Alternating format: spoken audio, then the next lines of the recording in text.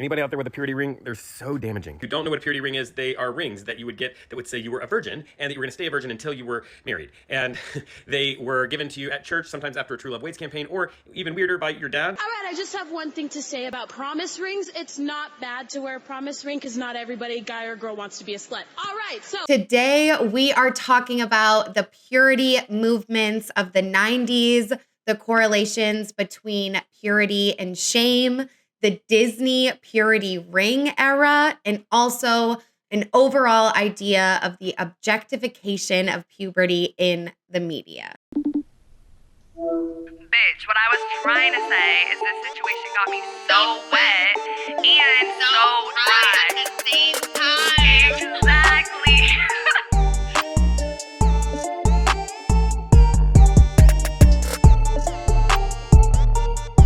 What's up, bitches? Welcome back to another episode of So Wet, So Dry. I'm one of your hosts, Fiji, like the island, like the water. I finally made a Depop, so go check it out, guys. It's at So Wet Closet. The O is a 0, and I work in social media and marketing. And I'm your other host, Autumn. Like the season, I took a break from The Sims, but now we are back and feeling good, and I work in entertainment. If you guys are new here to So Wet, So Dry, what we do is explore duality through deep diving various topics about sex, relationships, and personal identity, all where internet trends and reality collide. We do always post polls over on our Instagram about upcoming episodes, so make sure you're following us there to be a part of that. Our Instagram is at So Wet, So Dry. The O's are 0s. And whatever platform you are currently listening to this episode on, make sure you follow and or subscribe. Like the episode, give us a comment. You can always DM us on Instagram to keep the conversation going, or email us, which is in the description. You can also rate us on platforms like Spotify, Amazon, or Apple, and it would mean so much to us. Let us know if you end up doing that.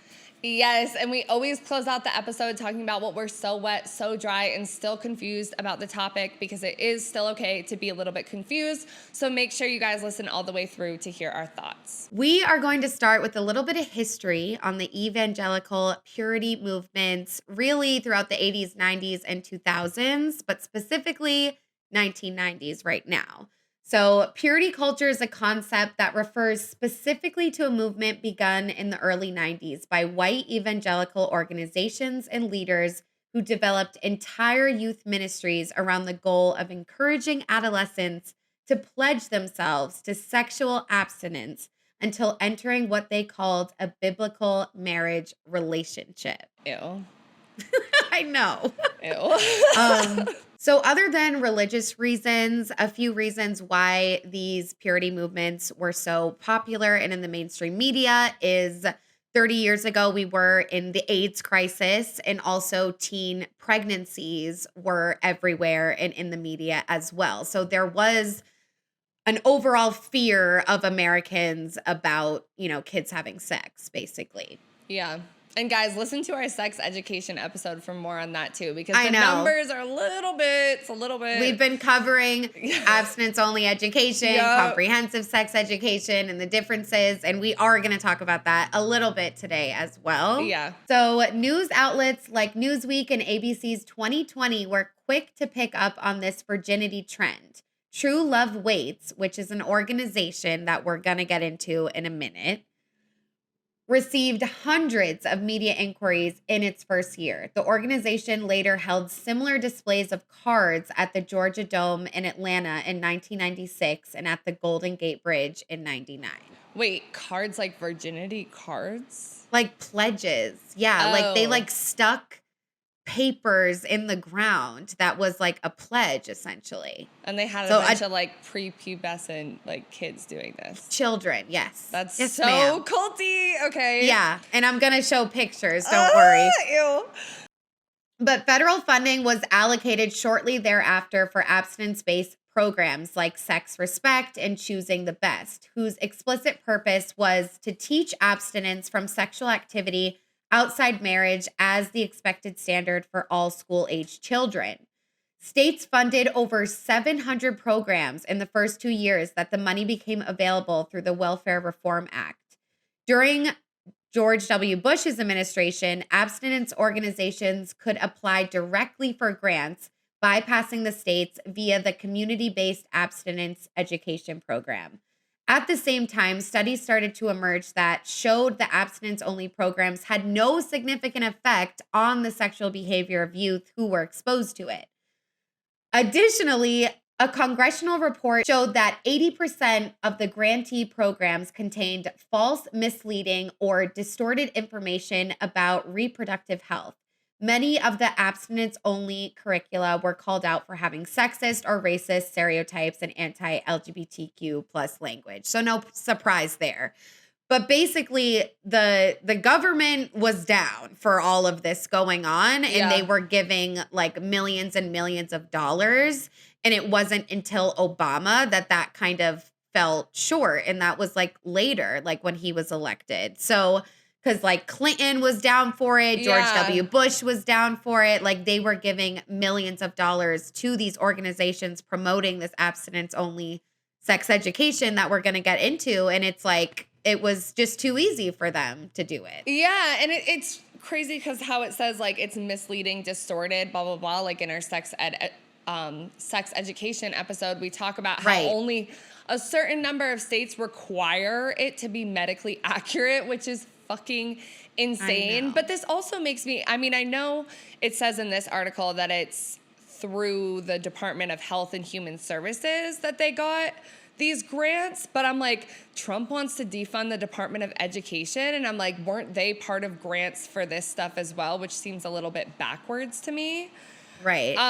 But yeah, at the very beginning when it's talking about the virginity stuff, like, I don't know if it's just because we're older now too, where it's like, when is the last time I thought about virginity? Like, I don't think about it, you know, I'm well past the virgin status, but I do remember that being like huge because, you know, I went to Catholic school, like Mary's a virgin. You say it every fucking 5 seconds, Mary the Virgin, Mary the Virgin, Mary the Virgin. But also in like middle school and stuff, like public school, when I went there too, it was very much like virginity was just a thing during that time period. Yeah. And it's like virginity and also like being pure equals virginity. And we're going to talk about the definition of that because, and it's all like, it all just is like so much shame on like young people, you know? And it's like, especially like with religious reasons, it gets tricky. Like I don't want to critique like other people's religions. Like even though it is fucked up, like I do know that like Christian people like grow up and they genuinely just think like this is what they're supposed to do and this is what God wants them to do. So it's like they're gonna do it. But the impact on the youth is like devastating on these types of organizations. And just like you're saying, like the overall like virginity is in the air when you're a kid and everyone knows about it. Yeah. And there's nothing wrong with being abstinent. There's nothing wrong with being celibate. You know, like there's asexual people. Like it is fine to not want to be running to have sex or have sex in general, all of that stuff. It's just the shame and the like focus on it. I mean, I don't know. I definitely, even by the time I was out of Catholic school and by the time I lost my virginity, I'd been out of Catholic school for at least 2 or 3 years. The amount of shame that I feel like has stuck with me surrounding sex and purity and all of that stuff is so toxic. So it's like that messaging that needs to be eliminated. Right. Lastly, from this Jezebel article, the purity movement was about conservative evangelicals keeping access to political power, says Sarah Moslener, author of Virgin Nation and professor of religion at Central Michigan University. And it was young people, sexually pure young people, who could best make that case. So it's like they were using young people to like control us through politics, like what we talk about with bodily autonomy and like keeping women virgins and like they can only fuck their husbands when their husbands say it's okay. Like it's all like a big, scary, overarching game that's going on. And like kids and preteens are like in the media with their faces at these events, pledging with their purity rings. And it's just, it leaves a very sour taste in your mouth seeing. Yeah, because it's making it the predominant culture, and then it's putting shame around anyone that speaks up against that. So it's silencing it because it's not just like you know, the evangelical Christian adult communities that are going to like come after you as a child if you're like, I don't want to do this purity stuff. It's all of the, you know, your peers and stuff too at very pivotal ages where it's like, oh, well, then you're a slut. Oh, well, then you're a hoe, like da-da-da, all of that stuff. So it's like kind of like mob mentality and how you're just like fucked on any side if you do speak up. And then if you speak up as an adult, it's like, oh, you want your kid to get STDs? You want your kid to be pregnant? So it's... Yeah. Exactly. And imagine if you're a young kid and all your best friends around you that you go to school with are doing this thing, like you're going to do it too. Yeah. So let's talk a little bit about purity rings. So we're going to play a compilation of people that have purity rings now and, you know, love their purity ring. I just got the call. My purity ring is ready. So I'm wearing all black because it is a funeral to my flesh and the celebration of my new life in Christ. Hey friends, come with me to buy a purity ring for myself. Last night at church, I decided to rededicate my purity back to God. Okay, so the number one thing that I thought about purity rings, I guess that's proven wrong, is that I thought it was like before you ever have sex, like it's only for when you're younger. It's not for like when you're like later found by Christ or rebaptized or come back to Christ or whatever they call it. Dude. That's a thing too. And the first woman that's from Too Hot to Handle, I had watched like a YouTube video essay about this, and I think this could be an interesting topic for us to cover later though. Like how many women were influencers or OnlyFans creators, sex workers that ended up in the like Christ, like alt-right pipeline. You know, and I wonder if it's because they receive a lot of hate online for being like sluts and hoes and like whatever, and then they're just tired and they find Christ. Even like Whoa Vicky, who was not really like, you know who she is? No. She's the white woman that talks very much, she has like a black scent, but she claims that she's from like I don't know, she's from Atlanta, but she found Christ and is very like ultra Christian, like all of this stuff. There's a lot of, she's not as much like sex worker, but there's a lot of women like that. Yeah. Which is weird. But yeah, I didn't know that it was, I always thought it was like a younger people thing because I knew people that had them when we were in middle school, high school, but and I think that's what you do hear about the most and like see the most. But yeah, it's like you can be born again, like that whole type of thing. And I didn't have a purity ring, but I did have a promise ring.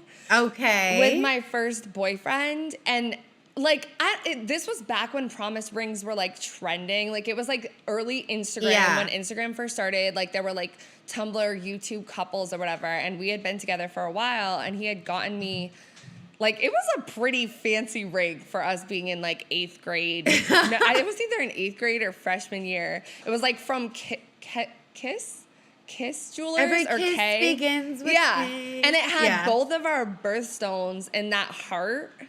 Damn. Yeah. And it said our names on the inside of the ring. Yeah, I don't know how the fuck he got this.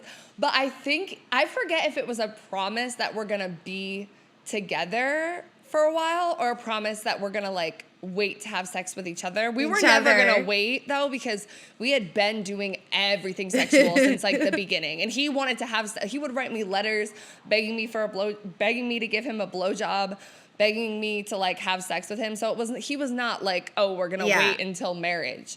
But it was definitely like, I think it was more like, we're going to wait for each other. Yeah. Like, you're going to fuck me first. Right. Like, I feel, it's like you could promise like different things, but like, and I've also heard of people like promising like, we're not going to get married yet, but like, I promise it's you, like type shit. I'm like, isn't that crazy though? I'm like, but I remember it being trendy too, honestly. Now I didn't, but now that you just said that, like that was a thing that bitches wanted, but like, not even in a Christian way, like just because he wasn't Christian at all. But I'm like, that's low key crazy that like my first boyfriend in middle school, high school got me more gifts than like all the boyfriends I had in adulthood. Anyway, little 8th grade ass boy, like the fuck? So romantic. So now we're gonna watch a really creepy TikTok that I found about promise rings, young girls, and their fathers. Oh my! I think I've heard about that. Okay. What is this?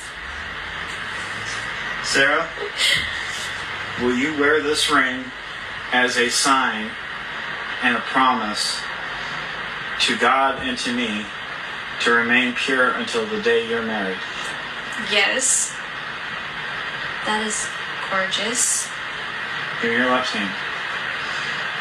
Okay, this ring will remain on your... Okay, yeah, this is fucking gross. I had seen another one, like this guy on the news talking about some shit, and it's just fucking creepy. Like, why are you proposing to your fucking daughter? Like, why are you like micromanaging her virginity, her sex life? Like I feel two ways about some of this stuff, because part of me has been like, okay, I think it's very impactful the way a father treats his daughter and showing her, if she ends up heterosexual, what type, or like any partner in general, like what type of partner she ends up being with. So I think like the respectfulness from your father and like that is nice. And I feel like that is what they think that they're doing in this. They're like, I'm showing you, I'm going to be the first man in your life.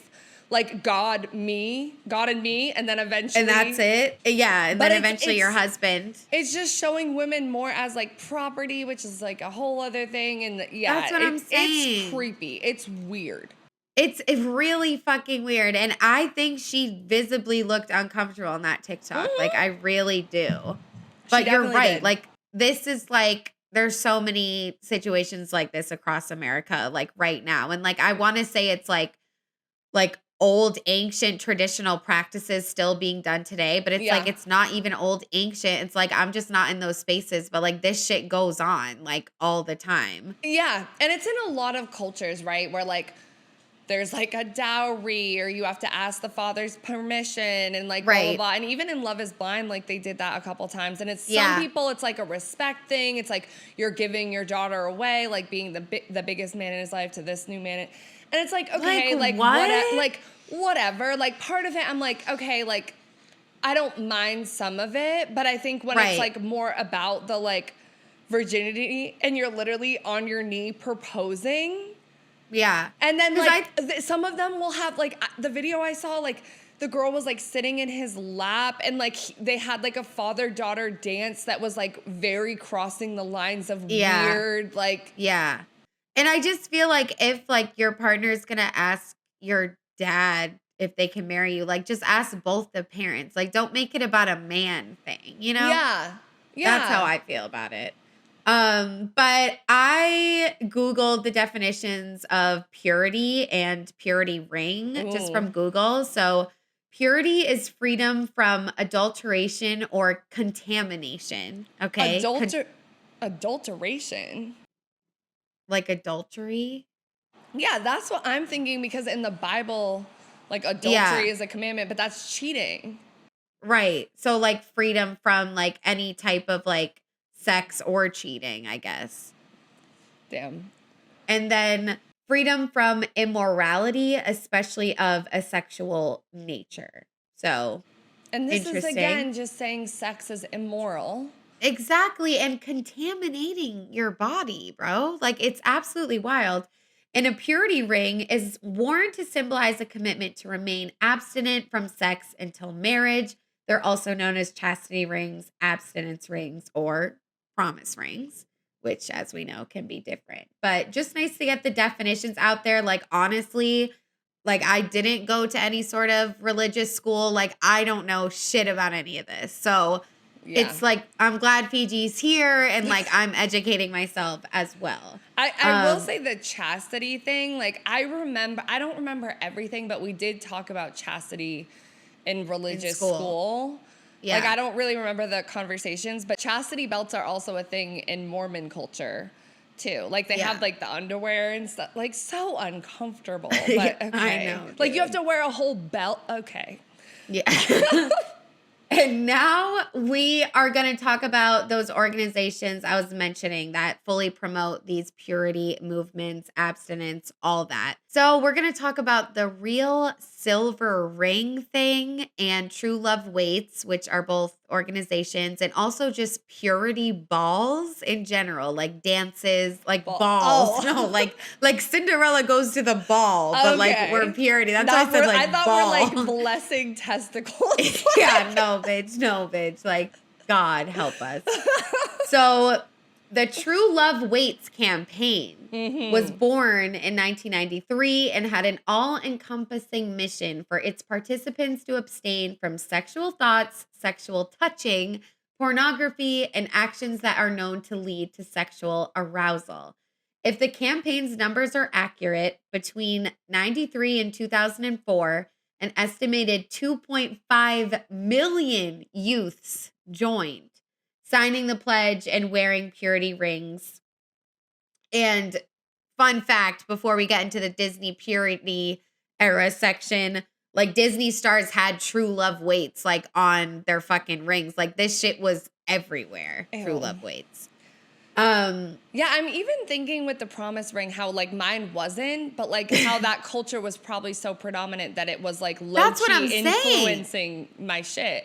Because it was mad people at my school that had them. I'm telling you. Bruh. It's really scary. So this youth-based campaign utilizes positive peer pressure by encouraging those who make a commitment to refrain from premarital sex to challenge their peers to do the same and walk in kingdom principles. Oh my God. So we the word kingdom just triggered me back to religious days. I'm sure. We are going to read the True Love Waits pledge or one of the pledges. Should we read it together at the same time? No, please no. That's going to be absolutely horrible. All right. You want to read it? No, or go should ahead. I read? Go ahead. Okay. Believing that true love waits, I make a commitment to God, myself, my family, my friends, my future mate, and my future children to a lifetime of purity, including sexual abstinence from this day until the day I enter a biblical marriage relationship. I am a royal descendant and I will live, I will live as a representative and heir of the royal family in the kingdom of God, influencing others to do the same. And y'all telling me that's not a cult, bro. Come on, bro. That's what I'm saying. The kingdom of God, like the number of times I've heard that fucking phrase. I don't know about the royal I had never heard really that shit before, but yeah, that shit is taking it a little. Like, are we in Narnia? Right, Like, I'm just like what is just going like the on? part where it's like, you know, like you're not doing any of this sexual shit until you enter a biblical marriage. I'm like, this is also a means to get people to settle down faster so that we can have more nuclear families, more pushing of the, you know what I'm saying? Because they want to fuck. Because you want to fuck. Because you want to fuck. So they're gonna, I guess we got to get married at 19 years old. I wonder why the divorce rate is high. Like, guys. It's absolutely insane. But True Love Waits would put on a bunch of events at malls. They would have concerts. Like, it was very like, it's cool, you know, to not fuck and like be here. Like, they really campaigned to like preteens. So I'm going to put a picture on the screen of this one particular event that they had. Whereas, as you can see, there's a bunch of little pledges stuck into the ground. Those are all the people that are pledging to be abstinent until their biblical marriage relationship. So that kid looks like fucking 9 years old. They don't even know. The kid doesn't even know. You know what? And this is why I'm like, when we say, oh, we have to wait till an age appropriate time to talk about sex, what do you mean? You're talking about it.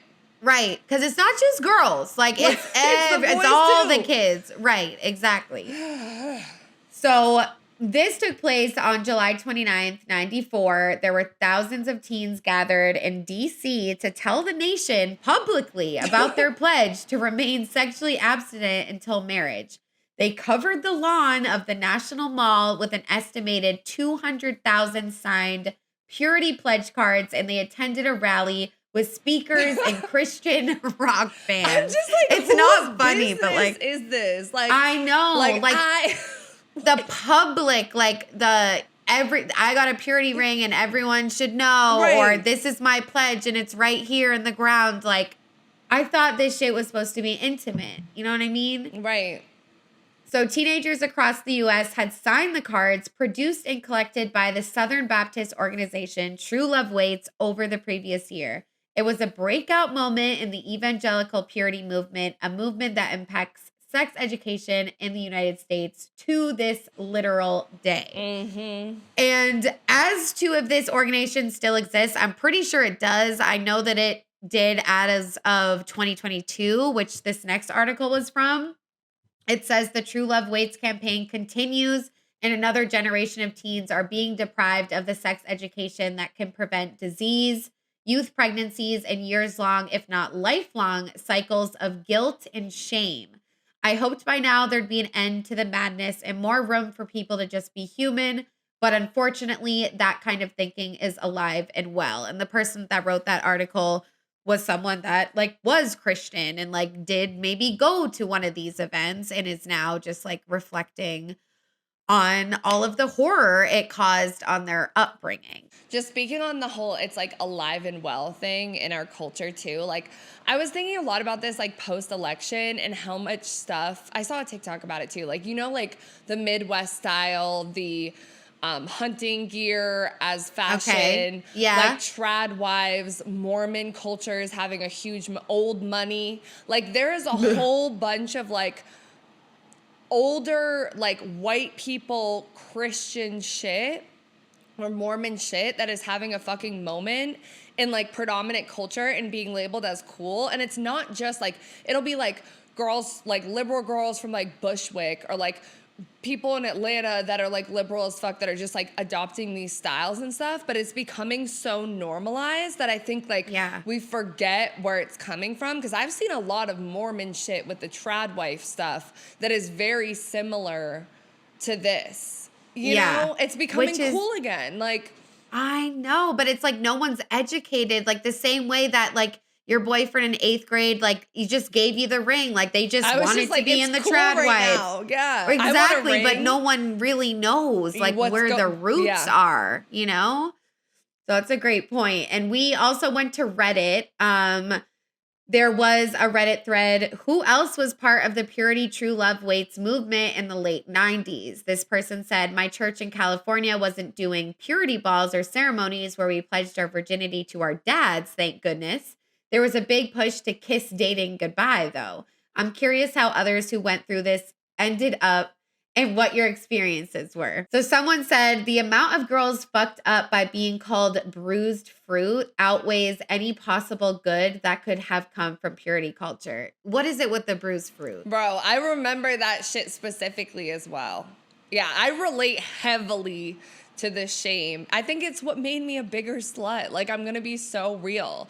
Because I was trying to fuck the shame away, too. I was like, well, if I'm already bruised fruit, if I'm already, like, a fucking not a virgin anymore, then I might as well just, like, be a total heathen. Like, bruised fruit? Like, is that because Mary and they were eating? Or no, Adam and Eve? Well, yeah, you're like wasted. Like you're not pure anymore. You're not valuable. Like you've lost all of your like value essentially. But where is the fruit coming from? I guess your pussy is like a metaphor for like fruit. Okay, and like so it's just and that. if someone's already entered you, then you're like damaged. Like you know, like pop your cherry. Like if your cherry's already popped, then like more fruit. I'm like, it's horrible. Yeah, it's literally awful. Someone else said, me, and I'm still unlearning so much shit from it as a fully grown adult. And then someone said, I personally think that the whole thing was damaging in the end. Lots of kids involved turned out fine. I know several of them. So many more were damaged. Purity went deeper than abstinence. It involved your thoughts and desires, not to mention how you presented yourself. Masturbation was seen as bad because you're lusting after someone during that. I wore giant baggy shirts because I didn't want my giant boobs to cause any of my friends to stumble. I feel lucky that my mom was very sex positive regardless. I was taught proper sex ed, which I ended up having to pass along to so many of my friends. I have daughters. I struggle so much with how I want to teach them about modesty and dating and God. My 21-year marriage feels like a battle in those areas as well. Our feelings growing more different. I am just now beginning to separate my faith from my culture, and it is painful. Those of us who were hurt by it, I wish I could hug all of you.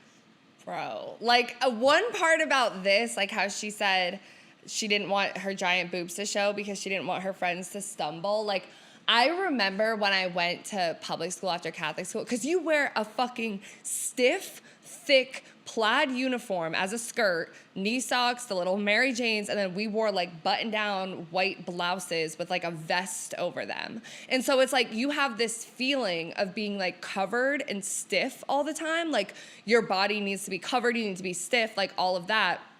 And so when I went to public school and I could dress what I wanted to wear, I think it made me like be over sexual. Like I wanted to show off like low cut shirts, boobs, like tighter things, because I had been in like a fucking damn near paper bag for so long. And I did, like, my parents were very like much against that. Like I wasn't allowed to wear leggings. I would like wear sweatpants over my leggings and then like change on the bus because they showed your butt too much. But like exactly like the amount, it had the opposite effect on me where I like purposely wanted to become more sexual against all of that. But it's very much like you should feel shame about your body, even as a 12-year-old girl who is just developing, like training bra era, and you're just automatically like, your body is a danger, it hurts other people, it makes other people tempted, and you're bad. I mean, when you think about Adam and Eve tempted Adam with knowledge. Like, you know what I'm saying? It is all ingrained to make you feel so much shame. That's just takes a lifetime to unlearn. And you already, whether you're religious or not, like young girls and boys feel shame about their bodies. So it's like then adding that on top of it. Like, I can't even fucking imagine, bro. And it's like, you're a kid. Like, you're not thinking critically. It's like, you just think like, this is it. Like, this is the way. It's all surrounding you. Like, whether you're in a small town or not. And then you grow up and like, freak out because it's really scary and like it was all traumatic. Yeah, but even as a kid, like I feel like you do pick up and you do know, because I remember being like, because like growing up where I lived and stuff, there was like this pedophile like next door to me, and then there were certain other experiences that I had when I was younger with like friends and stuff where I just knew adult men were like dangerous, like they were not to be trusted and they were creepy with young girls. And so like I always felt like, but I'm just like, this is weird. Like, why are you making me cover myself up when like my babysitter's stepdad is like she's hiding at our house because like he's a fucking predator. But like I need to protect myself and like I can't play outside anymore because of him. Like I'm just a girl. Like I'm literally just like a 13-year-old girl, 12-year-old, 11. I was like 9 when we lived there. You know what I'm saying? So it's just like, what, you're sexualizing my body. Before I even know what that is, I'm learning about what that is in terms of predatory. That. Yeah. Yeah. Oh my God. Yeah. That's such a good point. It's like, yeah, you don't know what it is, but even as kids, like you can sense when like something's off or like it doesn't seem fair. It's like, well, why am I? But when you grow up and like realize it's so much more than that about like the purity and the Christian, and it's all ingrained throughout everything you were doing. Yep. But like you mentioning like the particulars about the uniform and like really feeling like stiff in your actual clothing that you were being forced to wear, like I'm really sorry, babe. Yeah. Like that's really crazy. I mean, now I have a Catholic skirt and wear it as like fashion. Yeah, it's like a joke. I Yeah. know. Like, and it's so crazy that like the knee-high stockings are like Catholic school girl porn, but like actual Catholic school girls like I know that's where it comes it's the from. fetishization of that too, because it's like, and even how like crosses, I mean, I'm wearing a cross right now. I wear it like ironically, but like all of that fashion has come back very much. And even Madonna in the 80s, like she was doing a lot of like music videos super sexualized in church. Like when she was on the cover of Vogue, it was a big, you know, bad thing because they were like, how dare she, da-da-da. She always played into the Madonna, like the Virgin Mary, like the whole, like that trope. Yeah. So it's just, I love when, I mean, even plaid in general has always been very punk, I think, because of that stuff, you know, because it's like you're kind of taking it back and you're like making it your own now, which is why I love to wear crosses now, because I'm like, bitch, I did my time. Bitch, yeah. I prayed. I was there every single morning. Like, yeah. That's so crazy. So another organization or program similar to True Love Waits is called the Silver Ring Thing. So this is an article I found from the year 2006. Okay, so we're moving a little bit more in that direction now. But the Silver Ring thing is a nationwide ministry program that uses abstinence-only marriage sex education as a means to bring unchurched students to Jesus Christ. So assuming that means people that don't go to church, like they're converting people, essentially. And the article talks about, again, like over 1 million taxpayer dollars are going to this program, literally. Guys. And during the Silver Ring Thing's flagship 3-hour program, members testify about how accepting Jesus Christ improved their lives, quote, Bible messages, and urge audience members to ask the Lord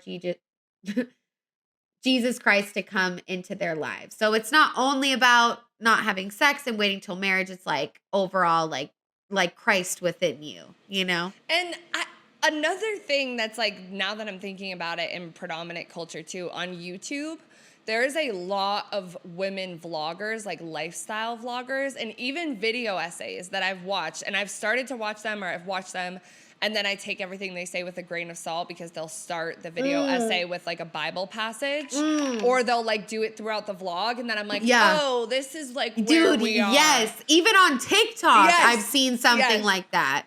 And it's like, I don't want to be like, oh no, because you said a prayer, like now I'm thrown off. Because it's like, I do think like spirituality, religion, and it's like, I'm so different than you. Like, I can't sit here and say like, fuck that, because I was never a part of it. I don't really know anything about it. Like, I feel like for you, it's probably like a little different because you don't, but me, I have no fucking problem, because like, and I've had conversations with friends, and I'm like, okay, like I shouldn't say certain things, but it's also like, no, I definitely feel like a fucking victim of the Catholic Church, Protestant Church. Like, I definitely fucking feel that. So, like, exactly.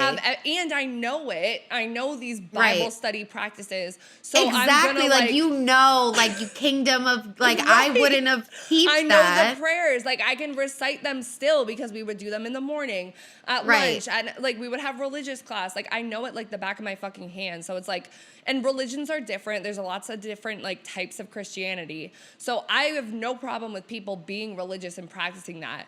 It's just like when the cultiness of things starts coming up. It's like the organized piece. Like, yeah. Because I say all the time, like, religion still my background heavily impacts how I approach most things in terms of, like, loving everyone, accepting everyone, like, giving a space for sinners, like, all that shit, like, outside of the language of it. Yeah, you give a little, no more space for sinners. Right, but, like, these people, they use the Bible passages to oppress, and that is where it's fucking scary. That's where you draw the line. And the only thing I literally remember is, like, I knew that my mom had left Catholic school for like a specific reason, or like she didn't get kicked out, but like it was like very traumatic. And then she came out as gay. And I literally always thought Catholic Christian equals homophobia. So like from that day forth, when I figured that out as like a young girl, I was like, fuck those bitches. Like they don't like my mom. But I also remember like my girlfriends dressing up for their first communion, and like I felt FOMO. Yes. I was like, damn, like you guys look so cute, whatever. Like I'm not a part of that little church thing, but little did I know. And that's also part of my fucking resentment towards it, because I went to Catholic school where there were maybe 12 kids in my class, and all of them got first communion except for me. I had to sit in a separate pew. I had to literally sit. They all sat here and did their little fucking shit. Like, it was a whole, like, semester of learning about it. And I had to sit over here. Even though I was still Christian, I still went to a different church every Sunday. They were just like, you're not one of us, so you go over. So I had FOMO, too, because I was like, I want the outfit, I want the ceremony, I want the whatever. But also, that is fuck you guys, because... Yeah, yeah. And that's one pillar in the trauma and the victimization of the church. Like, seriously. As a kid, that's horrible. Number one, first bully I Even ever now it would be, but like, yeah. Right. But, okay, so this is from NBC News. And so the federal government agreed to stop funding a nationwide program that promotes teen abstinence to settle a lawsuit alleging the money was used for Christian proselytizing. Under the deal, the Silver Ring Thing program won't be eligible for more funding unless it ensures the money won't be used for religious purposes. Public funds were being used to fund a roadshow, really, to convert teens to Christianity, said Julie Sternberg, an ACLU attorney. So, like, basically they got sued or some shit because people were thinking, like, this is like a scam. Like, It's you a guys are cult. just trying to convert people. And, like, then the government, like, stopped funding this specific thing. So, like, I guess that's good. And, like, I Yeah. guess, like, Obama probably had something to do with that. Because I did read that, like, he was the first one out of how many presidents to, like, introduce comprehensive sex ed back God. into, like, the schools. Yeah. Okay, so this is an article from Vice. We love Vice. I love Vice. And this is from a perspective of a mother that went to a silver ring thing like Silver ring program, thing. event, like, yeah, event, whatever they were doing. Because she was Christian and she was like, had kids and was like, I'm going to go as a parent and see what this whole thing is about. And so she wrote an amazing article on her experience and her thoughts. We're going to read some of it. So she said, the Silver Ring Thing, an organization dedicated to duping kids into buying purity rings, is like the Cirque du Soleil of Christian teen abstinence programs. Since 96, their mission has been to have as many kids as possible publicly pledge. Again, everywhere it's like publicly pledge, like not to your family, like whatever, to abstain from premarital sex at one of their big virginity promise events. According to SRT, more than 460,000 teens have come to past shows. 175,000 have put on the ring and 85,000 have given their lives to Christ. So this is something that a middle-aged man said in one of these rooms that this woman's recalling. Oh, God. I want you to strongly consider putting a ring on yourself so you can pray for your child's abstinence every day. How cool is that? Creepy might be a better word, which is what she's saying. I've been wearing this ring for almost 15 years now. I pray for my daughter's purity every day, all three of them. That's what this man is like preaching to the choir literally right now in this room full of awkward parents. She said, I nodded, just a lone man on his own, looking concerned about teen virginity, contemplating the visual imagery of a man praying for his daughter's purity. No unrealistic high expectations here, just a bunch of adults who probably have regular sex, relaying to children that vigorous praying in a ring will replace basic human biological needs. So I just loved that. Yes. You know, I love some good voice, easy to understand. But yeah, so True Love Waits, the Silver Ring thing, both huge movements and organizations going on during this time. Like, there's no wonder that, like, all this was happening in schools. It's like the government was paying for everything. Like, 90s, 2000s, like, this shit was fucking huge and it was everywhere and it was impacting not only mere pedestrians like us, but like TV stars, the media, everyone. Like, this is contextualizing the Disney purity ring era for us. Like, this was going on. So before we move on, we are going to talk about purity balls. So what the fuck is that? I don't know. It's like you and your dad go, like a woman or a girl and your dad go, you dress up like it's giving daddy-daughter dance, but with a twist, everyone's talking about your virginity with your dad. Right. And then you take like really weird pictures of like the dad looking down at their daughter, like pleading for their, like, it's so crazy, dude. It's really fucking crazy. So this is from the HuffPost or the Huffington Post, which we also like. Known as purity balls, these fancy religious events are a celebration of the daughter's virginity. Daughters often wear ball gowns, spend the evening eating and dancing with their fathers before vowing to remain morally pure until married. Fascinated by the purity ball phenomenon, artist David Magnuson set out to capture the sentiment behind a gesture many of us would find unusual. So basically, HuffPost talked to this guy that is a photographer, went to take photographs of said purity ball. Purity ball. Okay.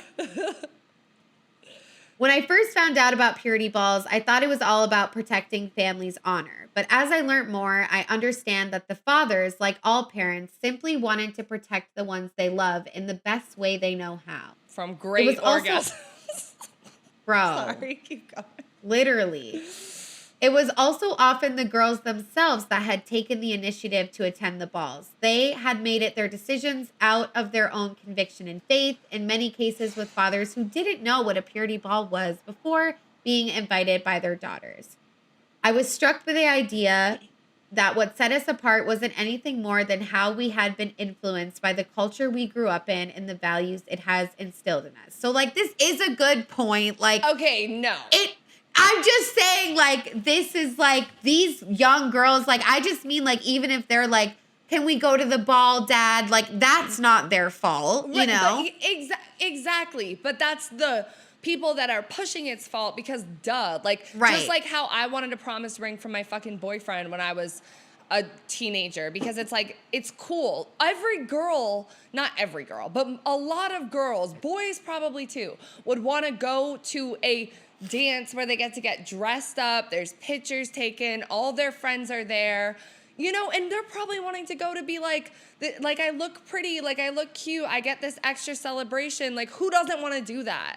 Right. Like daddy-daughter dances. Like, Right. a lot of girls want to go to things like that. And, like, this is, like, what they say it is, but it's, like, got some, like, hidden, fucked up shit. That's Sinister. not hidden. It's blatant, Yeah. honestly.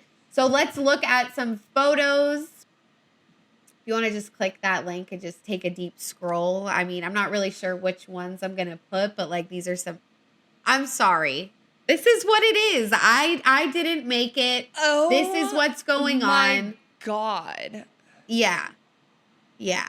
Oh my God. It's literally giving like it's giving horror movie. Like, she's about to be like sacrificed to the fucking. Oh my goodness. Like, okay, these are like the one people's on the real- cliff, they're not as bad. Like, that looks more just like a father like picture because they're like, yeah. But also, why But is everyone the looks fucking sad. 6-year-old going? Oh my, ew, the hand placement needs to be fucking interrogated. No, it's like really fucking It bad. looks like pregnancy pictures in some.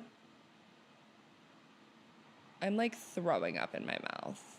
Okay, yeah, this is awful. This is awful. The first one is very much giving wedding photo. Like, what are we doing? Okay. I know. Okay. Yeah, that's Yeah. bad.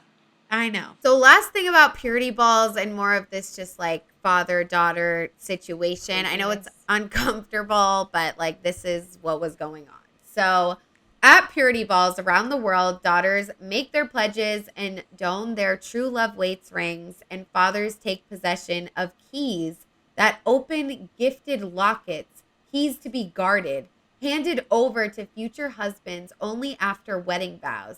Then father and daughters dance together, modeling a proper date. Okay. This just real quick, because have you seen on the manosphere thing the key and lock metaphor? No. This is a big fucking thing. It's like, I'm probably saying it wrong, guys, because every time I see this shit, it just pisses me off and I like, bye. But it's like the idea that like a woman is a lock and there should only be one key. And if it's been used by multiple, if the lock has multiple keys, yes. then you're a whore. They've been saying this like metaphor analogy type shit. Yes, it's I like have very heard that. big in the Andrew Tate sphere, Right? Like that dude type of thing. Yeah, that because it's again the whole damaged fruit thing. Like, there's so many metaphors for women being like, oh, if she's touched at all, if she's poisoned, if she's then. And it's dehumanizing. Fruit locks. Lock? Are Like, we just objects? lock me in a cage and you have my key. I used to wear a key necklace too. I had a whole face, but I had the That's key. kind of at cunt, least. though. Yeah, right, so. exactly. Even if we can look past the creepiness of adult men taking their adolescent daughters on pretend dates, we're left with some deeply troubling imagery. A woman's body in this framing isn't really hers to control. Exactly. A father is meant to defend his daughter's precious virginity until another man has proven himself worthy of having her. Then the key is handed over like her husband has just bought a car. Oh my God. The concept of treating women like property whose value is in their innocence, the way that the car loses its value once it's been driven off the lot, is not unique. Is not unique to the purity movement. nor is the idea of treating the husband-wife relationship as an extension of the father-daughter bond. So, yeah, like what we're about to get into, like all of this is like misogyny, racism, white supremacy, like all that shit is ingrained within this. This is like really nothing new. Women but it is property. They're property. To be passed on. To be controlled and not just and like passed on. Your daughters are too, like your own family, like you're, you know, it's like and you fuck other bitches, but yeah, and not to be loved and understood as your daughter who's going to grow to be a woman and a girl and like all of that stuff, but to be micromanaged, protected, defended, and then like the other fucked up part about it is like they're acting like, oh, they're protecting their daughter, they're saving her, they're protecting her from these other outside forces, but they're really like dominating and like subjugating her. Like they're putting all this shit on her too. So you're fucking up your relationship with your own daughter. Yeah, I know. And then also I would argue you're not giving a good example of the type of person she should end up with. You're giving a terrible relationship, a terrible example because you're teaching her that her partner should control her. Right. And also just the way the article said, like, treating women like property and their value is in their innocence, like whether or not they've come out of that like innocence and naivety, like childlike ways, like it's pedophilia, like it's wild. And they probably would have stayed innocent and naive longer had you not put all this bullshit on them. Yeah, and the statement that like women's value lies in their innocence, like we can connect that to our Disney Channel stars that we're going to get into. It's like wanting to keep kids as young as possible for as long as they can, but like no puberty showing at all. Then you have to be like an adult woman that's like perfect. Like the innocence is real and like people really do see that quote unquote value within women. Yeah, and I know we're going to get into it, but like even it's just so exciting. I'm like, let's get to Disney, bitch. Like, but I'm like, even with like Miley Cyrus or like JoJo Siwa or like Demi Lovato, like these people who had to have these like, or what's her fucking name? Not Sydney Sweeney. I always want to call her Sydney Sweeney. Hilary Duff? Sabrina Carpenter. Like hers was less of a like big transition. But you know what I'm saying? Like the switch from girlhood to womanhood is seen as much more of a dramatic, over-sexualized moment because they didn't have the opportunity to grow into it regularly. Yeah. Like, and it's like their puberty is just like completely missed. Like it's not like it's hidden completely. Yeah. Which like, as we all know, like is horrible for them. And like also for us, like watching as kids, like what the fuck's going on? Like we talk about that all the time without really saying like, this is like a problem in terms of the puberty thing. It's always like, well, why does that girl look younger than she is or older than she is? It's like, it's all on purpose. So let's move into a little bit more on shame within purity culture and like what that brings for people. We did ask you guys the poll when you were a teen, which really like preteen, like 13 to 17, I guess. Did you feel pressured to be abstinent? And 44% said yes, and 56% said no. I mean, like, I definitely knew that, like, I feel like I knew that, like, sex, I did think, like, sex was, like, wrong for me to be doing. Yeah. Not because of, like, my family or anything, but just, like, that was just kind of the vibe. It's like, I'm too young, you know? And, like, are you too young at 13? Like, I don't really know, okay? I really don't know. I think, like, we should just, like, if we were given good resources on, like, how to stay safe, like, it wouldn't really matter if it's too young, too old. It's, like, everyone, like, feels good. But I personally, like, I didn't. And, like, I came out as queer, like, right in that time zone. And so I definitely didn't think that type of hooking up was bad. Yeah. I just thought, like, the whole, like, dick and pussy shit was like that. That's interesting. So, like, when you look at abstinence and stuff like that, did you separate it? Like, as like it wasn't all sexual shit, it was just that type of sex? Yes. Like I really thought like me like kissing girls, like eating pussy, like that was fine. Okay. Because like like you're 'Cause good. it's Like not I really don't. talked about either. Like eating It's not pussy really isn't talked about. And I wasn't good, you know. I Yeah. could have got STIs. Like there's also Yeah. like female condoms, like whatever, or just like ways to stay safe during lesbian sex experiences. But no, because I really like, it was a big emphasis on pregnancy for me more than STIs, because if you remember like 2000s, Yeah. like teen pregnancy was fucking Was the huge. And biggest I thing. did think it instilled a fear within me. Like I definitely, I mean, it's not like, it would be horrible to be pregnant at 13 years old. Like Yeah, obviously, like you should be afraid of that. Yeah. But like I do think it like prolonged like longer, where it's like on the men's side, like I can't be fucking because I'm gonna get pregnant and I'm gonna die, like the Yeah. Mean Girls thing. But for women, I was like I lost my virginity in the back of a Jeep, like with this girl that I didn't even really know. I just like wanted to like I think that's Yeah. when I lost it. Like it's like hard to know because Probably. And how old losing your were you? virginity is like so heteronormative that Yes. I'm like, what did it even really Yes. mean for me to lose mine? Like that was the first time that I was like naked and like things were happening. Like, so I'm like, I think that was it. And how old were you? I was, when that happened, I was like 17, 18. Okay. And like I had sucked dick before, but like Okay. it never felt Yeah. like intimate sex. Like Yeah. that was the first time I was like, okay. This is sex. Like this Like is she's trying to make intercourse. me come for Yeah. real. And like no one else has done that. Bro, because boys. So what about you, babe? Yeah, I mean, I feel like I've talked about it in the past, in this episode and other episodes. Like, the first time I started doing sex, the first time I was fingered, I didn't know what it was. That was the first sexual thing I did, and I was 12. And then the first time I had sex, it was like a week after my 15th birthday, because I was like, no, we have to wait till I'm 15. But yeah, it was definitely like, I didn't think like kissing boys was bad. I did like know it was bad, like shame, whatever, but 100% after I had sex and the other stuff, I was like, you know, by this point I'm already a fucking whore. Yeah. So whatever, it doesn't matter. Yeah. And I was definitely like I think the first time I sucked dick I was like 14. So like that was like a more whatever. I didn't suck dick till later. I was scared. I was like ready, bro, because I didn't want to kiss. I didn't want them to touch me. I just wanted to like do something. Like, I don't know.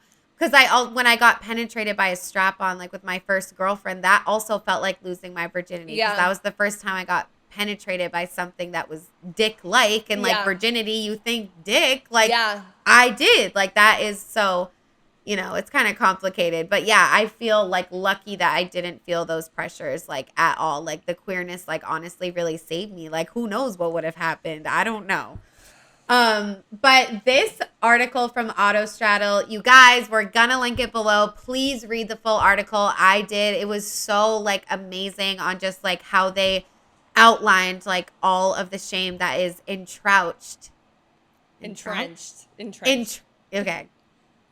About all of the shame that is entrenched within purity culture, okay? So I'm just going to read a little bit of it, but I really wanted to put in more and I held back, so please go read it.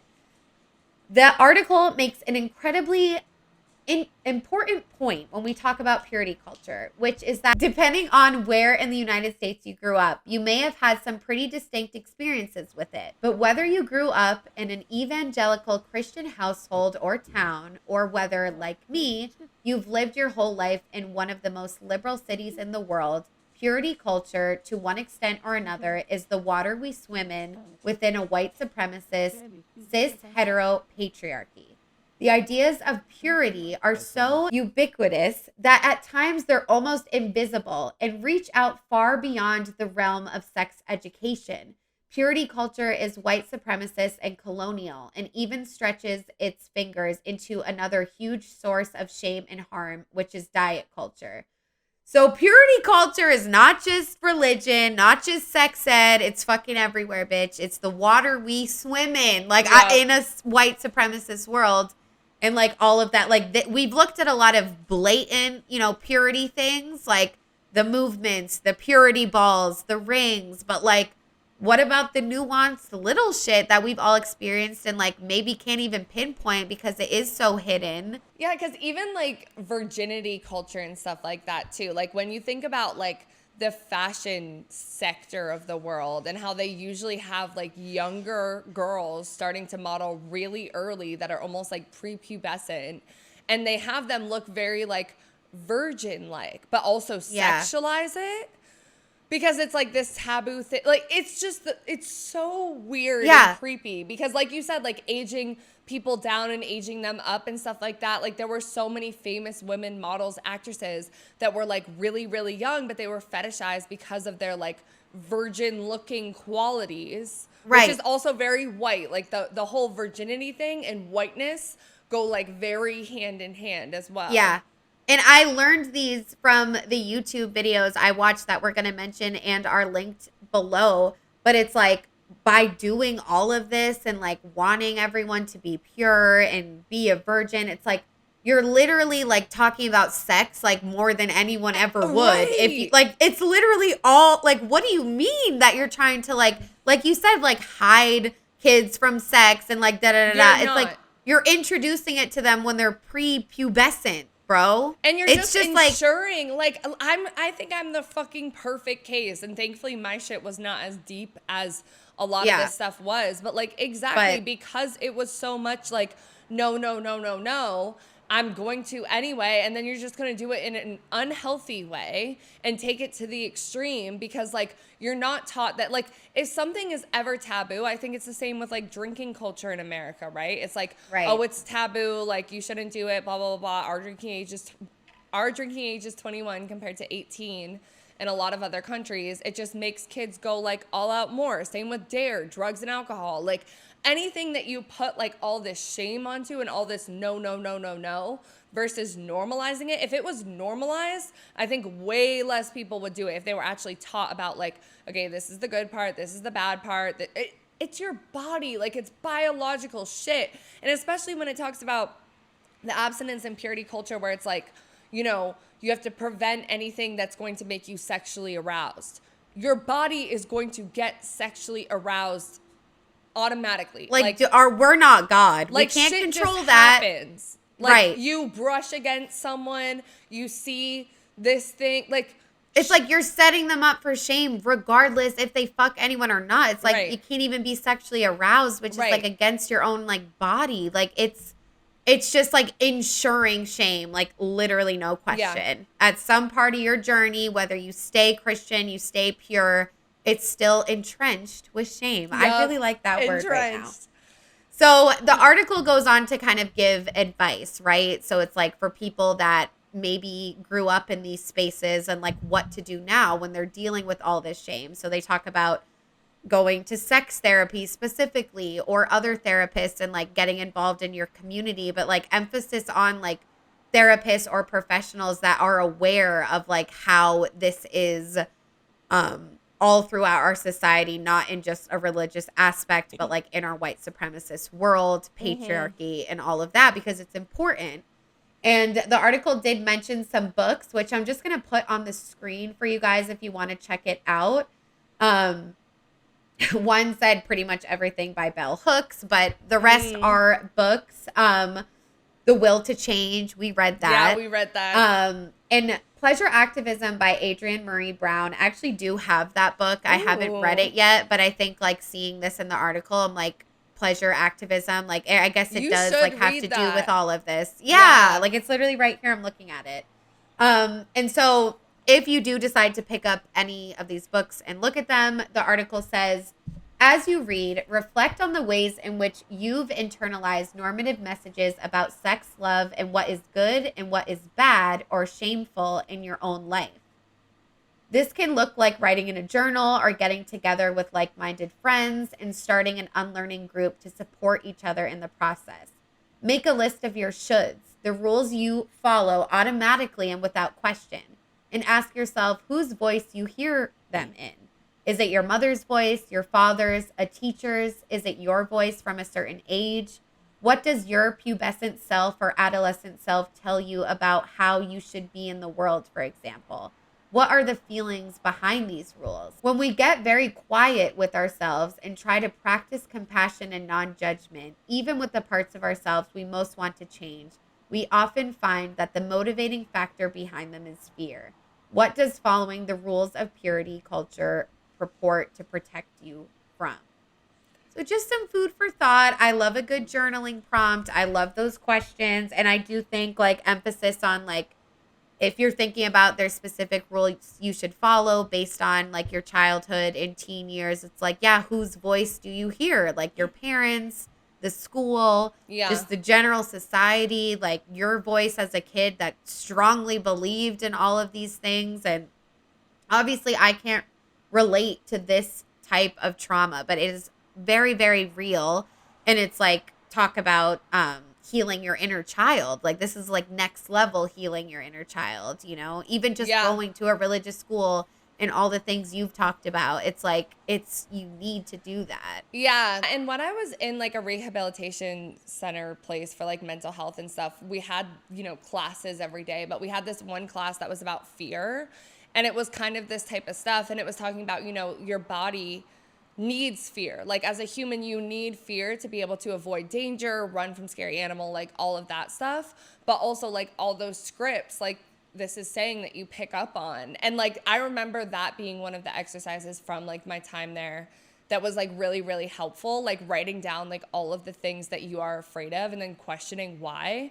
Because I think when you do it, sometimes you're like, why am I afraid of this? Like, you know, like you don't think about your fears constantly. Like, oh, I'm afraid of heights. Like, oh, I'm afraid of like, you know, being kidnapped or something like that. But like when you start analyzing them and you're like, oh, this is just a false narrative that was like pushed on me when I was little by a parent, by school, by whatever, you can start to like unpack that and unlearn that and see the ways it's affecting your current like sex life, relationships, even your personal life and the goals you want to achieve, you know? Yeah. And I know it's hard to like sit down and journal, but exactly like what you're saying, like it's not going to be your first thought. Like it does take some time and reflection, but I think it's really important. And like, I really wish like anyone and everyone and you that's like been affected by this stuff, like finds healing and like understands that like your body is your own and like Jesus still loves you. You know what I mean? Like, honestly though, like he does. Because so, Jesus loved, like it's also ass backwards. Yeah, he loved everyone. Like, Mary I'm cool Magdalene, with Jesus. Guys, like, Mary Magdalene was a prostitute. And, like,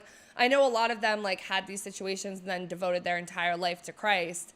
Or, like, became an apostle and, like, whatever. But it's, like, I don't know. Like, you like, can their do testimonials, it's, like, something happened. Like, you had a near life-death experience. Or, like, you did OnlyFans forever and then, like, found Christ. It's, like, people, and it's like, that's real. Like, spirituality is like a beautiful thing, but it's like this shit that we're talking about, like purity culture, kids, like not having a say and just like being forced into these situations is a problem. Yes. And it's devastating. Just some stats for like, you know, what is going on during this time and like some numbers about like who was Christian, who wasn't, like how, are people still Christian, are there still as many Christians there was today than during the 90s movements and things like that. According to the Pew Research Center, about 2/3 of Americans still identify as Christians, but this number has been declining over the years. In the early 90s, about 90% of U.S. adults said that they were Christian. Wow. By 2020, this number dropped to around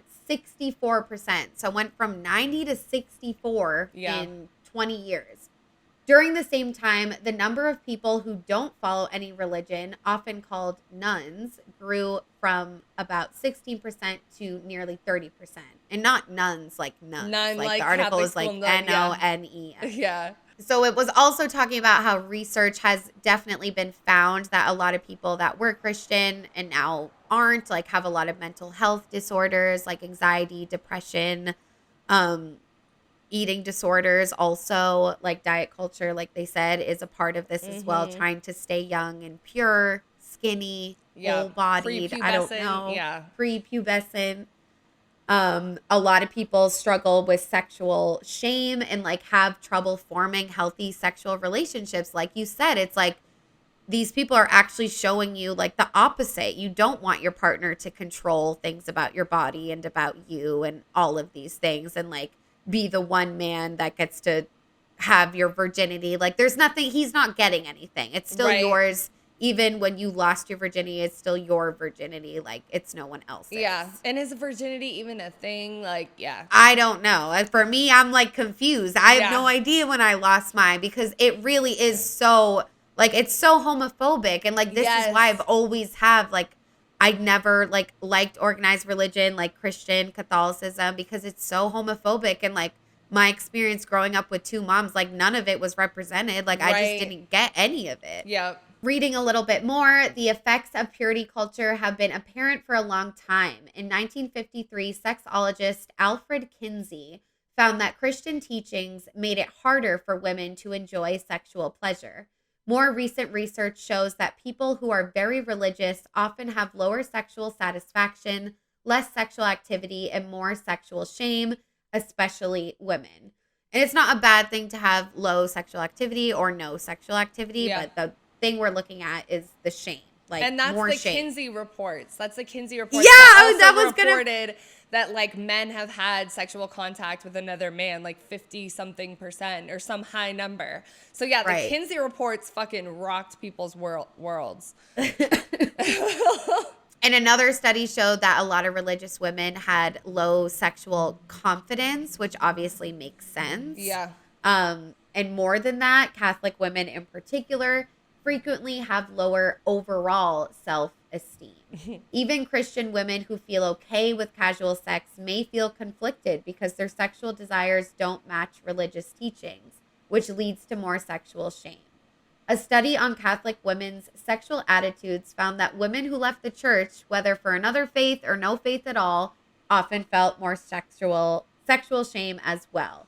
This shows that it can be hard for people to move past religious teachings about sexuality, even after they leave the church. The effects of purity culture and sexual shame can last a long time and harm sexual health. Okay, so now we're going to get into the Disney Channel, guys. And like, honestly, like, it's like an ongoing joke in my family. Like, I wanted to be like the Autumn Channel, like when I was little. Hey. Like, I loved the Disney Channel. I had a sick obsession with it. Like, it was like, looking back. I see you being Disney. Like, I you mean, very duh. much have. Like, of course I was, bro. I'm like the ultimate fangirl. Like, that shit ate me up. Like, and especially when they started doing the whole like Disney stars to music pipeline, which we're going to talk about, like when they made that decision, like, no, all of our stars are not only going to act in these shows, but they're going to sing. They're going to have albums. They're going to go on tour, like enter merch. Like that whole era. Like, I loved it. Like, that was all me. Like, I loved musicals. I loved singing, the dancing, all of it. So I was very obsessed, but we asked you guys, were you obsessed with Disney Channel? Did you obsess over Disney Channel as a kid? 56% said yes, 37% said no, but I watched, and 7% said I never watched. Yeah, I would say I was probably obsessed. My first favorite was That's So Raven, and what was the Hilary Duff one called? Lizzie McGuire. Yep, and then Hannah Montana. And I really did like The Sweet Life of Zack and Cody too. Like, those were my top 4. High School Musical, Cheetah Girls was a fucking moment. Like, Cheetah Girls, that album. Same, all of that. Wizards of Waverly Place. Did you like that? Wizards of Waverly No, Place. you weren't down. No, I did. I loved Selena Gomez. I just didn't in that love her. Show. I don't know. I always loved Demi more. That's Not okay. that you have to compare them, but like, I did like Demi. Oh yeah, Camp Rock. Like the whole thing. It was like everything. Yeah. It was just like my time. So like being able to like reflect on this like now, like after watching that growing up, like it's very interesting for us to do, honestly. Because I had no idea what was going on, like behind at all. The scenes. And I do just want to say that, you know, we're going to talk about Demi Lovato, Miley Cyrus, the Jonas Brothers. Like, I could not find any actual evidence that like Disney was like, yes, like everyone needs to get purity rings and we need to all be doing this. Like, I'm very sure they were doing that, but like the Jonas Brothers' dad was like a preacher or a pastor or something. Like Miley Cyrus, her also religious background. So like it could have been that they just luckily all came from religious backgrounds and like purity ring, boom, got it. But just want to say, I didn't find any evidence that Disney was like forcing this on them necessarily. So in the late 2000s, a purity ring was the must-have accessory for every teen pop star. a trend seemingly sparked by Jessica Simpson, who famously waited until after she married Nick Lachey. No, Nick Lachey. Nick Lachey. From Thank you. Love is Blind. The host. Now he's married to... Oh, shit. Yeah. That's tea. Yeah. Okay. And on a broader scale, Hilary Duff, who proved Disney Channel stars could translate into profitable pop acts, many of the late aughts teen idols had one uniting feature: their outspoken commitment to chastity. A promise physically represented by silver purity rings, many of which read "True Love Waits." Nearly all of Disney Channel stars spent a good chunk of the late aughts discussing their dedication to waiting until marriage to have sex, some even encouraging fans to do the same. I'll be so for real, I didn't know about any of this shit when I was growing up. Did you? I don't That they think were wearing so. the rings? No, I don't think so. I do remember Britney Spears in her interview, them asking her about Justin Timberlake. Like, I remember that, like, kind of happening. That was, like, right before this happened. And, like, a lot of sources say, like, yeah, that wasn't a coincidence. It's like Disney wanted to prove their stars were not that. We're not Britney Spears. Exactly. Yeah. And Miley Cyrus herself was, like, so many times, like, compared to Lindsay Lohan, like Paris Hilton, Britney Spears is like, don't be that girl.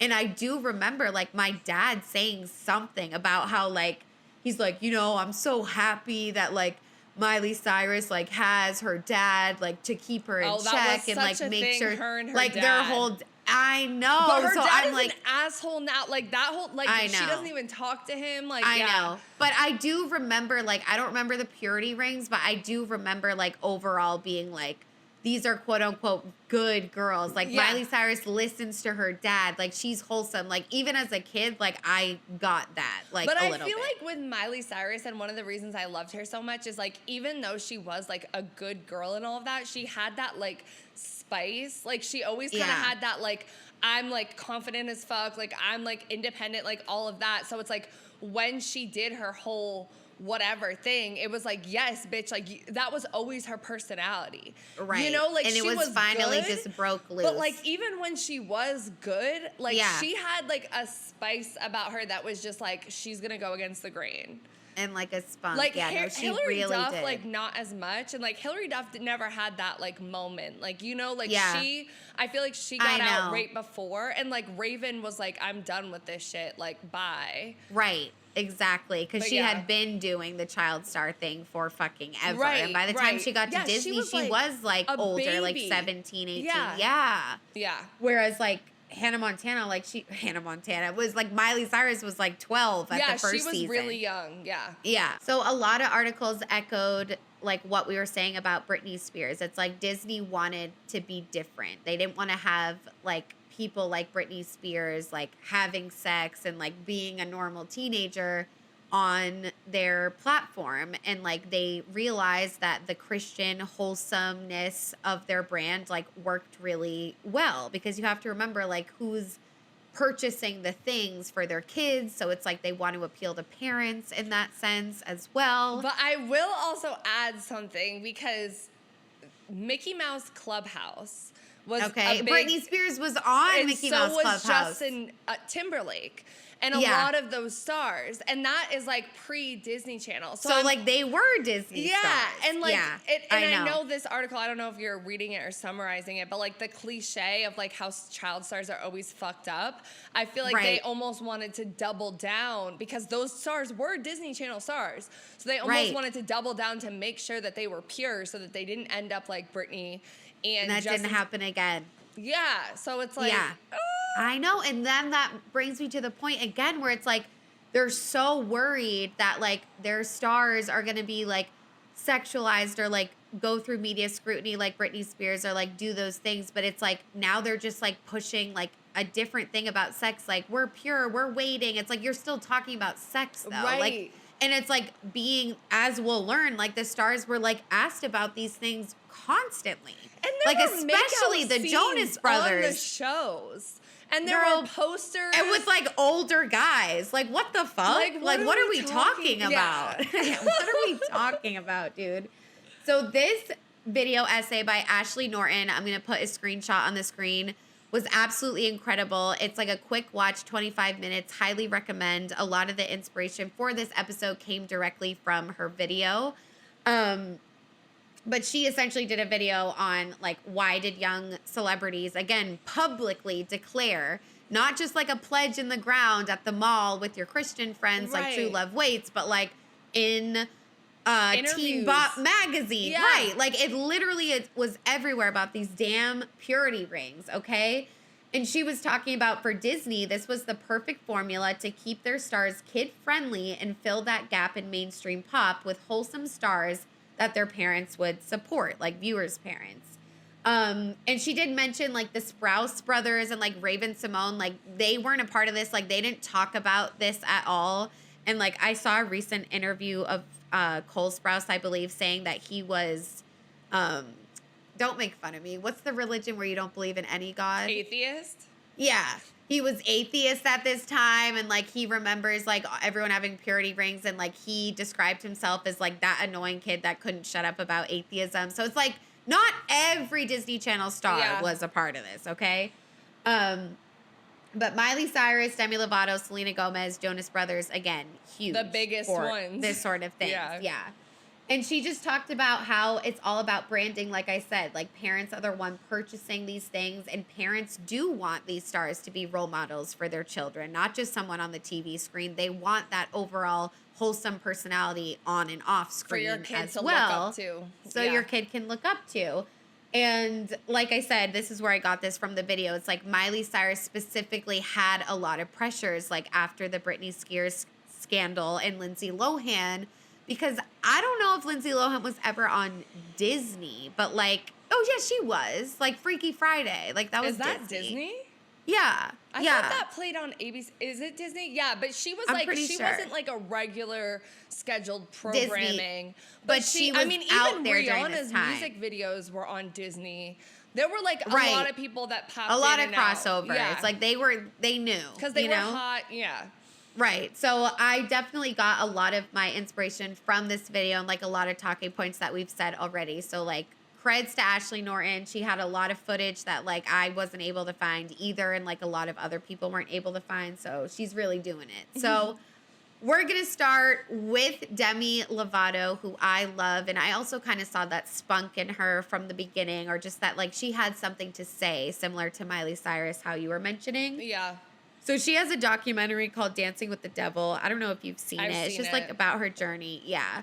And then the new one is by her too. Yeah. Right. So we're just talking about the Dancing with the Devil one. I saw this YouTube video from Entertainment Tonight, and they were kind of like highlighting stuff from the documentary.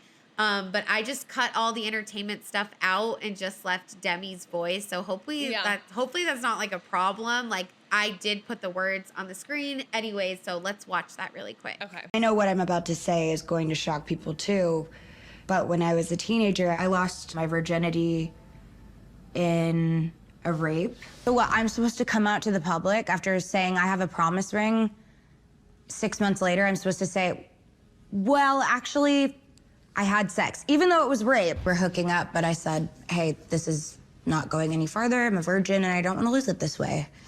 And that didn't matter to them. They did it anyways. And I internalized it, and I told myself it was my fault because I still went in the room with him. I still hooked up with him. Here was the thing. I was a part of that Disney crowd that publicly said they were waiting till marriage.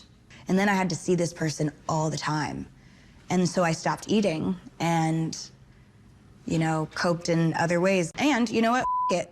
I'm just gonna say it.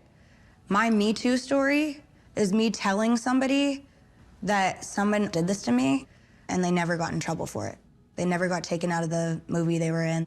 But I've just kept it quiet because I've always had something to say, and it's like, I don't know, I'm tired of opening my mouth, so there's the tea. Yeah, this is so real, and it made me so sad in the beginning how she was like, I lost my virginity through a rape, because that's not losing your virginity to me, but exactly how she was saying the shame and everything within that. It's like, that's how it's painted out to be. Like, you're a bruised fruit, you're a lock with many keys, you're fucked up now, even though that was literal violence against you, and then nothing was done about it. So it's like, And we talk about, abstinence only sex education is like really bad and all these things, but it's like, what if you do get sexually assaulted? Like, what does that mean? Like, are you educating your purity students about that? Like, no, I don't think you are. There's nothing. It's going to be your fault regardless, even if you were assaulted.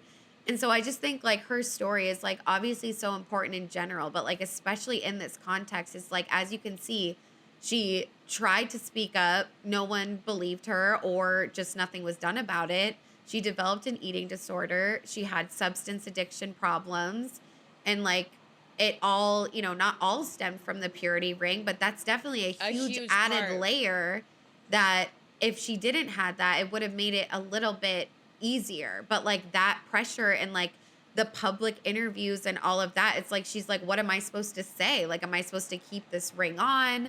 Like, it's just like really, really sad. And I just like, my heart goes out to her, honestly. Yeah, because then you're like, you have to put on this mask to the public.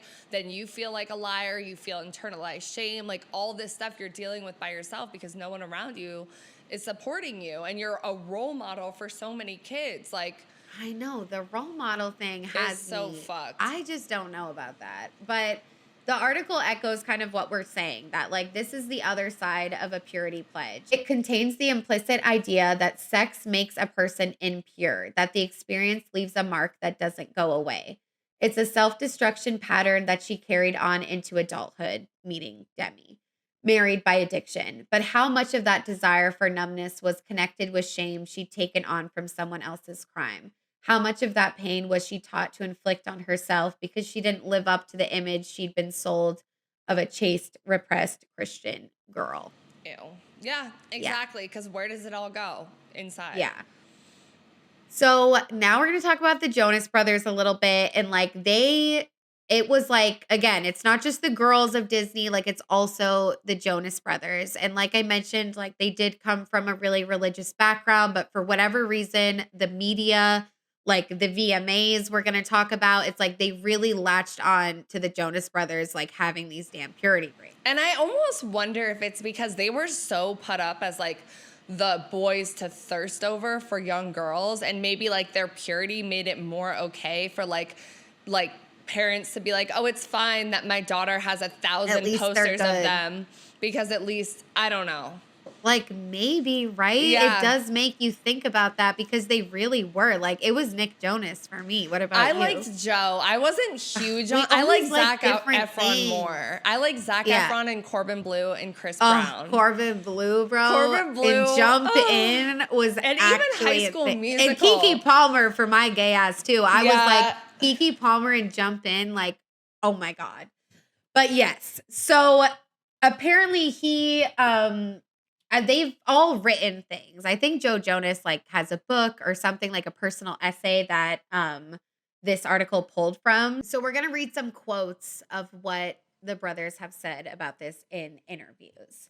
So Joe says, what's discouraging about that chapter of our life is that at 13 or 14, my sex life was being discussed. Like, again, these were young kids. Young kids. Like, think about 13 and 14. Like, what? Publicly, yeah. He said, it was very tough to digest it in real time, trying to understand what it was going to mean to me and what I wanted my choices to be, while having the media speaking about a 13-year-old sex life. I don't know if it would fly in this day and age, the artist continued. Very strange. I remember this interview with this guy whose entire agenda was to focus on the rings, the singer recalled later in his Vulture essay. So yeah, that's the essay that Joe Jonas wrote in Vulture, I guess. He kept pushing the subject, and when we insisted that we didn't want to talk about it, he told us, I can write whatever I want, which terrified us.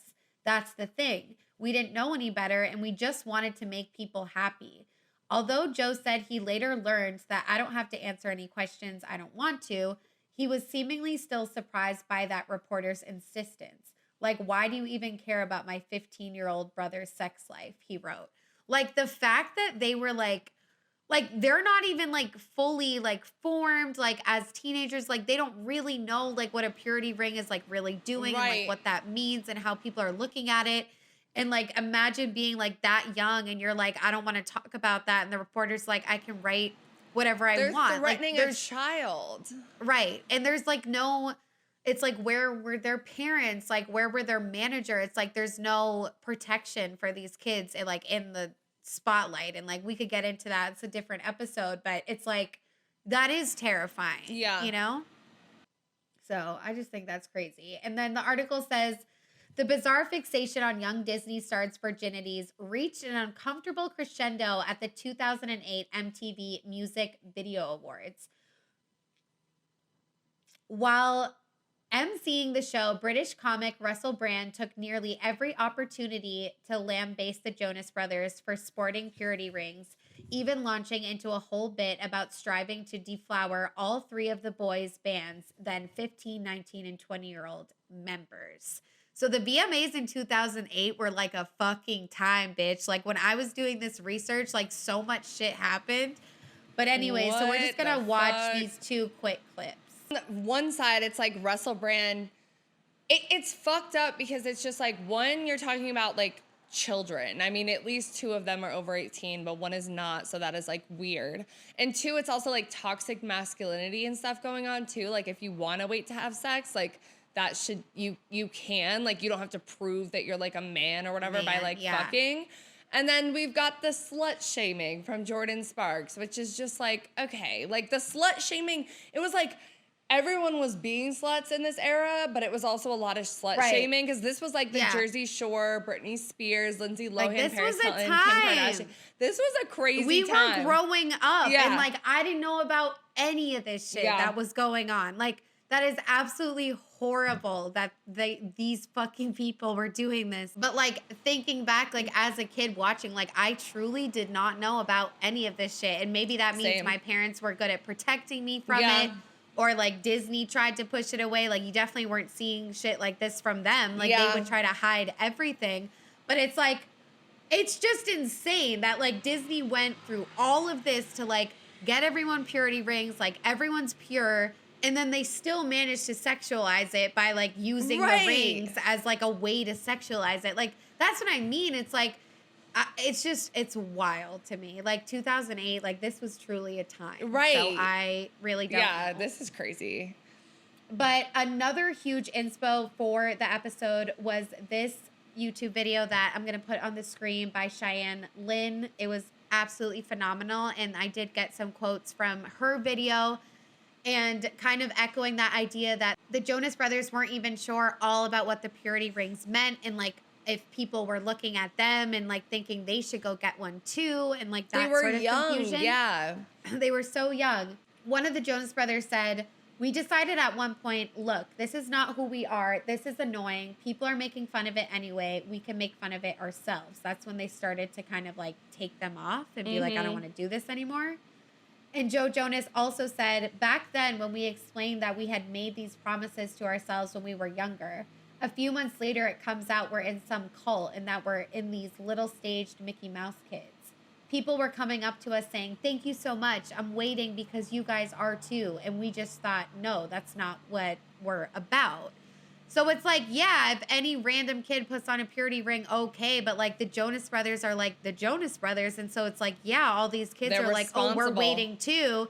And then like maybe they felt like guilty as kids when like they didn't even fully know what they were doing. Right. Like it's just absolutely wild. And like Disney like really leaning into this, like, yes, they all have purity rings. They're all wholesome. Like it just makes me sick to my stomach. It's so weird. It's so creepy. So now let's talk about Miley Cyrus. I watched the YouTube video from Larissa Styles It All. I'll put it on the screen.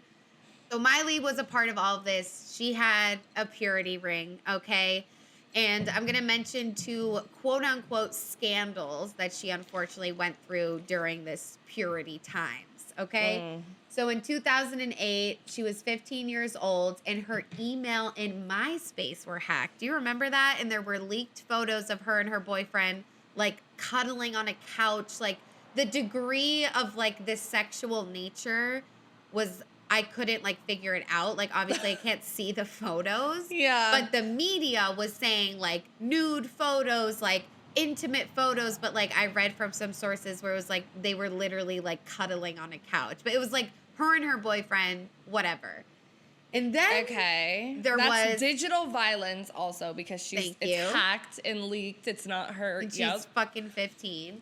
But the iconic Vanity Fair cover in 2015, she was posed like it looked like she was naked, even though there's pictures from on set where it's like she was wearing boots and like pants and like literally just her back was the only thing showing. Everything else was covered.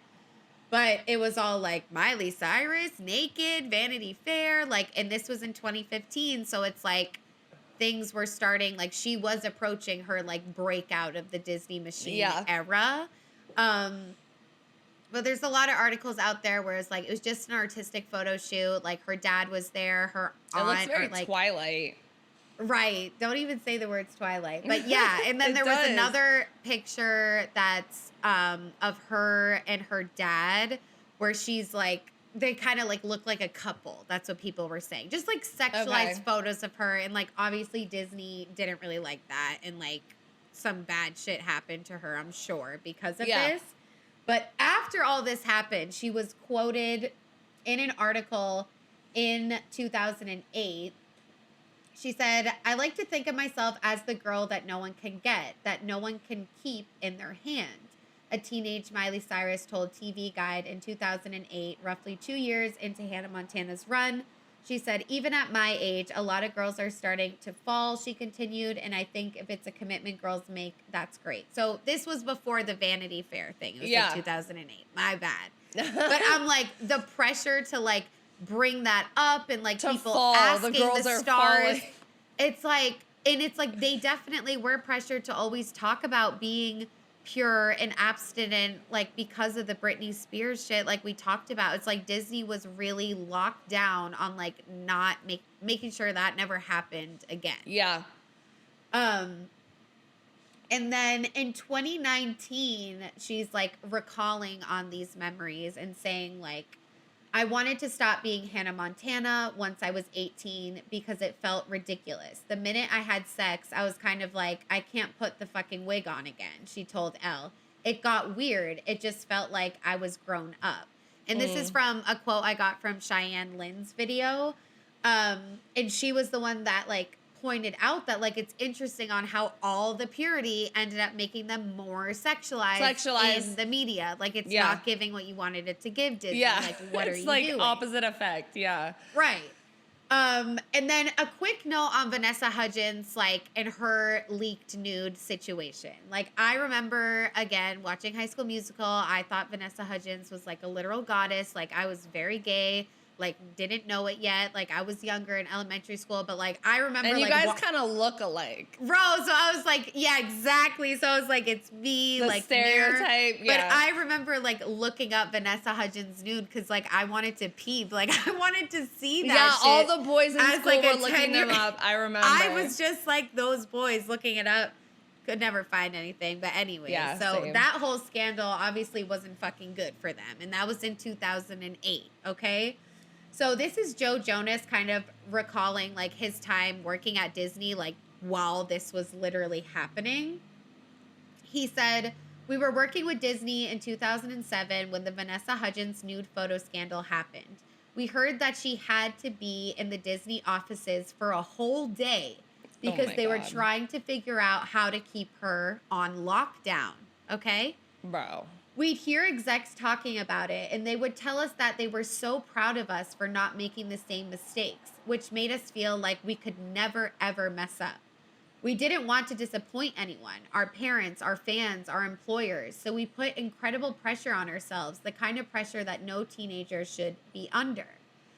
So obviously Hudgens received hate from the media and also Disney fans, and she ended up issuing a public apology. And Disney made it very clear that they supported this public apology and like she messed up, she was to blame, like they wanted her to give that public apology about it. Even though again, it's of this digital violence because they were leaked. But it's like, I know there's no space for that in the conversation. It's wild. So not only did Hudgens suffer due to the invasion of her privacy, but Disney also used the situation against other young stars, pressuring them into fitting in with the purest ideals. After all, this was essential to the wholesome Disney brand identity. In the age of Disney purity, Hudgens broke a vital law to remain chaste and innocent, and the public persecuted her. Certainly, we can all understand the trauma this experience must have had on the 18-year-old actress. The consequences following this explicit invasion of her privacy are simply unimaginable. Yeah. So it's just like really interesting to look at like the political movements, the religious purity movements, the Disney star era. Like, Disney's not like this anymore. Yeah. Like, I didn't include it because I don't want the episode to be so long. But, like, we were just talking about Shake It Up with Zendaya and Bella Thorne. Like, they weren't doing any of this. And, like, from what I remember, like, Zendaya always had, like, a sex-positive lens. And, like, she, like, talked about safe sex in an article. Like, it was very different, you know? Yeah. So it's just, like, interesting. So maybe they learned, but I don't know. I don't even know. I think, like, the stars maybe just had enough or something. I don't know. But this is my favorite part of the episode. Why did Disney do this? And we've essentially been talking about it the whole time. But first, we asked you guys, why do you think Disney pushed such a strong narrative of purity? And 49% said Christianity is a huge part of American culture. 38% said creating the perfect role model is marketable. And 13% said Disney wanted to control their stars. And I think it's all three. I mean, I wrote it. Like, I think it's all three. It's like everything happening at the same time, like Ashley Norton's video. It was the perfect formula for them to capitalize on these stars, make the parents invested, control them. It was all of it. It was just a big present for them. Yeah, it's definitely all three. I feel like I think I put the marketable one because obviously they want to make as much fucking money as possible. I think I did too. Right. You know, at the end and of that's the day, how they do it's it money. by appealing to American Christian culture and Yeah, exactly. So this, again, Ashley Norton actually pointed out this article from Jezebel. It's the rise and fall of the pop star purity ring. It was like a fantastic article, like really speaks to like what we're trying to say, which like I feel like the more we provide nuanced perspectives, the harder it is to like find articles that like back up these ideas kind of. Like, it does more so come from TikTok and YouTube, but this article was really good. Article says, it made sense then that Disney's first experimentations with the teen pop formula would be with stars who are vocally chaste. By entering the typically lascivious world of teen pop music via innocent white teenagers parents could get behind, Disney had its cake and ate it too. For a record label that was beginning to define itself, cultivating a roster that shared this common identity was simply a great marketing move. Despite its conservatism, Disney wasn't exactly pushing heavily religious themes in the music or on television shows that accompanied their stars. Don't forget that Selena Gomez played a witch. And even if someone found the purity ring thing shocking, the controversy itself was great publicity too. To hear those individual stars talk about it, like the Jonas Brothers will talk about their religious upbringing, their parents suggesting or asking them if they want to adopt this pledge and wear purity rings, it's easy to see a similar thing would happen for Miley Cyrus, says Morgan Genevieve Blue, who's a scholar and author of Girlhood on Disney Channel, Branding, Celebrity, and Femininity. I want to read that shit. Yeah, that sounds good. That sounds good. I should have read like that. Okay. Yeah. Though not every Disney star at the time was making public declarations of purity, like Shia LaBeouf, Raven-Symoné, Raviv Ullman, for example, did not. Neither did the Sprouse brothers. Most who had music careers with Disney were, in fact, wearing the rings. It's also interesting to think about what happens when one Disney star in the cohort wears a purity ring and talks about it publicly, and the others rising to fame around her or him don't, because it creates such a stark contrast. And that's a lot of the things of what they talked about, even in that new documentary that came out about Nickelodeon, Quiet on Set, The Dark Side of Kids TV. It's like, there was a pressure among peers to like be better. Like you were in competition with one another at the end of the day. It's like, I would describe the whole Miley, Demi, Selena, it's like they were frenemies. Like you know, there were, I would assume, very few like innocent relationships born within that competitive environment.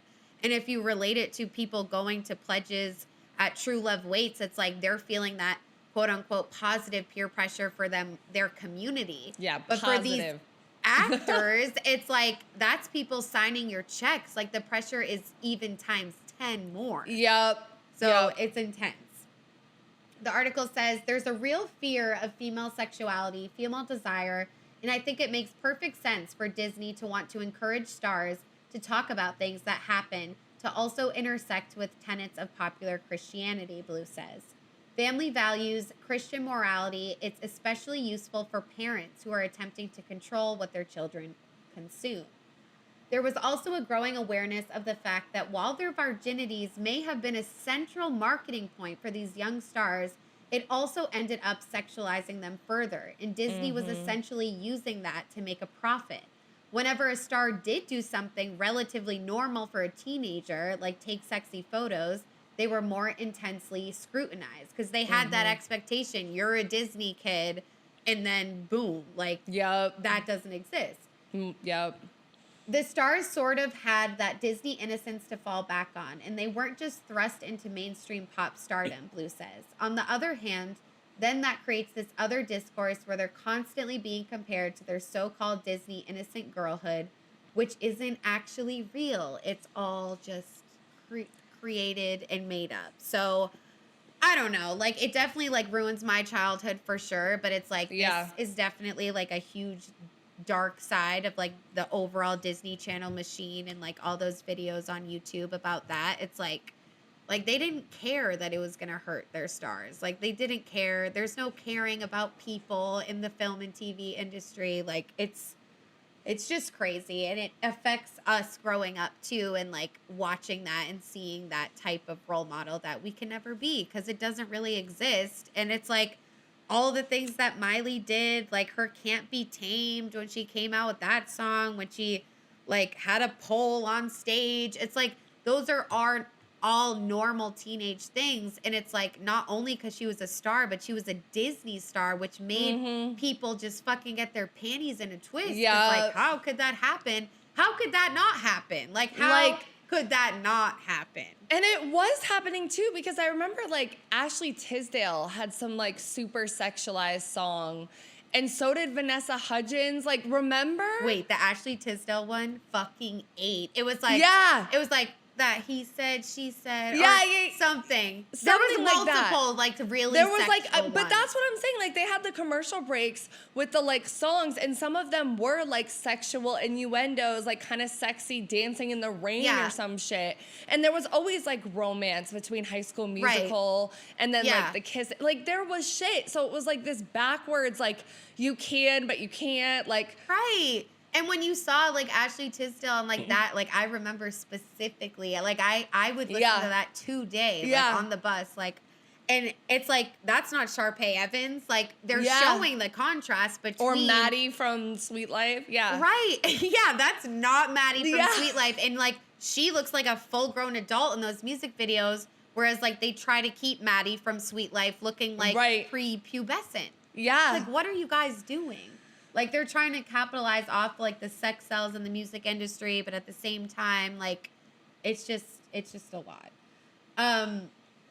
So this other article, this last little bit says, with this horde of teen idols proudly proclaiming their chastity, Disney and the broader pop culture lexicon had managed to capitalize on the old adage of sex sells, but with a new parent-approved twist, quite literally commodifying virginity. Disney was identifying this important demographic, developing a music format that really worked for them, and then making that so big it was unavoidable for the rest of the music industry. But then if you're going to have Radio Disney be the basis of what you're producing, then you have to really double down on things like sexual immaturity, right? And you do that with these explicit markers like purity rings and professions of chastity. So just further proving the point. It's all insane, but it's all like this. None of this was an accident. They knew exactly what they were doing. It was not just one person. It's like hundreds of people on teams at Disney, like doing this and like approving it. Yeah, clocking it. Yep. Yeah. So next, I just want to like think about like, you know, should these stars have been just performers? Should they be role models? There's no research in this section. I genuinely am just like, I don't really think they should be role models. Yeah, same. But that didn't really align with the polls so much. We asked you guys, do you think Disney stars should have been role models or just performers? And 45% did say performers, but 36% said they should have been both, and 19% said yes, they should have been role models. What do you think? Yeah, I feel like this goes into the whole thing too, even like lately how there's been a lot of conversations about celebrities and looking to them for like politics and like advocacy and stuff like that. Like all the like pressure. And I think it's like the influencer era, like also on social media, how things get picked apart more. And the tabloids and all of that stuff. And it's just like, I feel like in a perfect world, they would just be performers. And if they reach a certain class of like wealth, then they don't need to like market their personal lives as much. But unfortunately, if you are going to be like on a kid's show and like be a kid star, like I feel like whether you're marketed that way and hopefully ideally your company and your management doesn't, kids will look at you as a role model. But I think that that's like wrong. Like, you know what I'm saying? Like putting stars as gods, putting them as idols, putting them as people who can do nothing wrong. Right. Like it sets it up for failure. You're right, because like it is bound to happen. It's like they watch these shows, they love them in the show, they love how they sing, they want to be like them. Like that's what being stars are, and like you can't get away from that. And it's like maybe we just need parents to be more so like telling their kids like don't look to Miley Cyrus for like your everything, you know? Right. Like, maybe they do and kids don't listen, which is also and even then it's only the super fans though, because I feel like there's a bunch of like music artists, stars, actors that I love for what they do, and I don't spend the time to ever look into their personal life unless something is like sensationalized in the media. You know, and like people, I mean, I know a lot of stars will use that as publicity and stuff as well. And so it's almost like that's what like Disney was trying to do, like trying to put them as role models, but then it also gets them good publicity when they do fuck up. And then, you know, so it's like they care about the parent angle, but they care about the money more, because even the bad publicity that the parents won't like, they're like, well, whatever, we still want it to sell. Yeah, I feel like just like in this era now in 2024 where like a lot of child stars are coming forward of like horrible treatment, I'm just like, damn, like it's so much pressure for them, and it's like everyone's looking at them like a role model when they just had a dream of like singing or acting. It's like maybe they didn't know they were signing up for all of that too. Well, even like JoJo Siwa, like she was like fucking mistreated on Dance Moms, like literally I would say like abused on camera. Like she was always being yelled at. Babe. Every single one of them. They all were, but I watched some like video essays about it and like just clips because I didn't really watch that show. I did. Like, yeah, the clips, and it was bad. Like bad. And then you have like, she had her YouTube channel and she has all these fans, and then like her being gay now. And she said she always wanted to have a Miley Cyrus moment, because why wouldn't she? Like, you know, she's put in this little like bow box, and maybe she likes the bows and the colors. Like some of it I think is her, but it's also like you have to break out of like so many other people's expectations of you. Right. And maybe it was her for a season, not for eternity. Like then that becomes your whole brand. It's like, even if she's like, I don't want to wear the bow today, too bad. Like, you know what I mean? And I'm sure she loved it, like whatever. But it is like, she did want to have her Miley Cyrus moment. Like we all feel like we want to have a Miley Cyrus moment sometimes. Yes. Like, that is really like what growing up like is. Yes.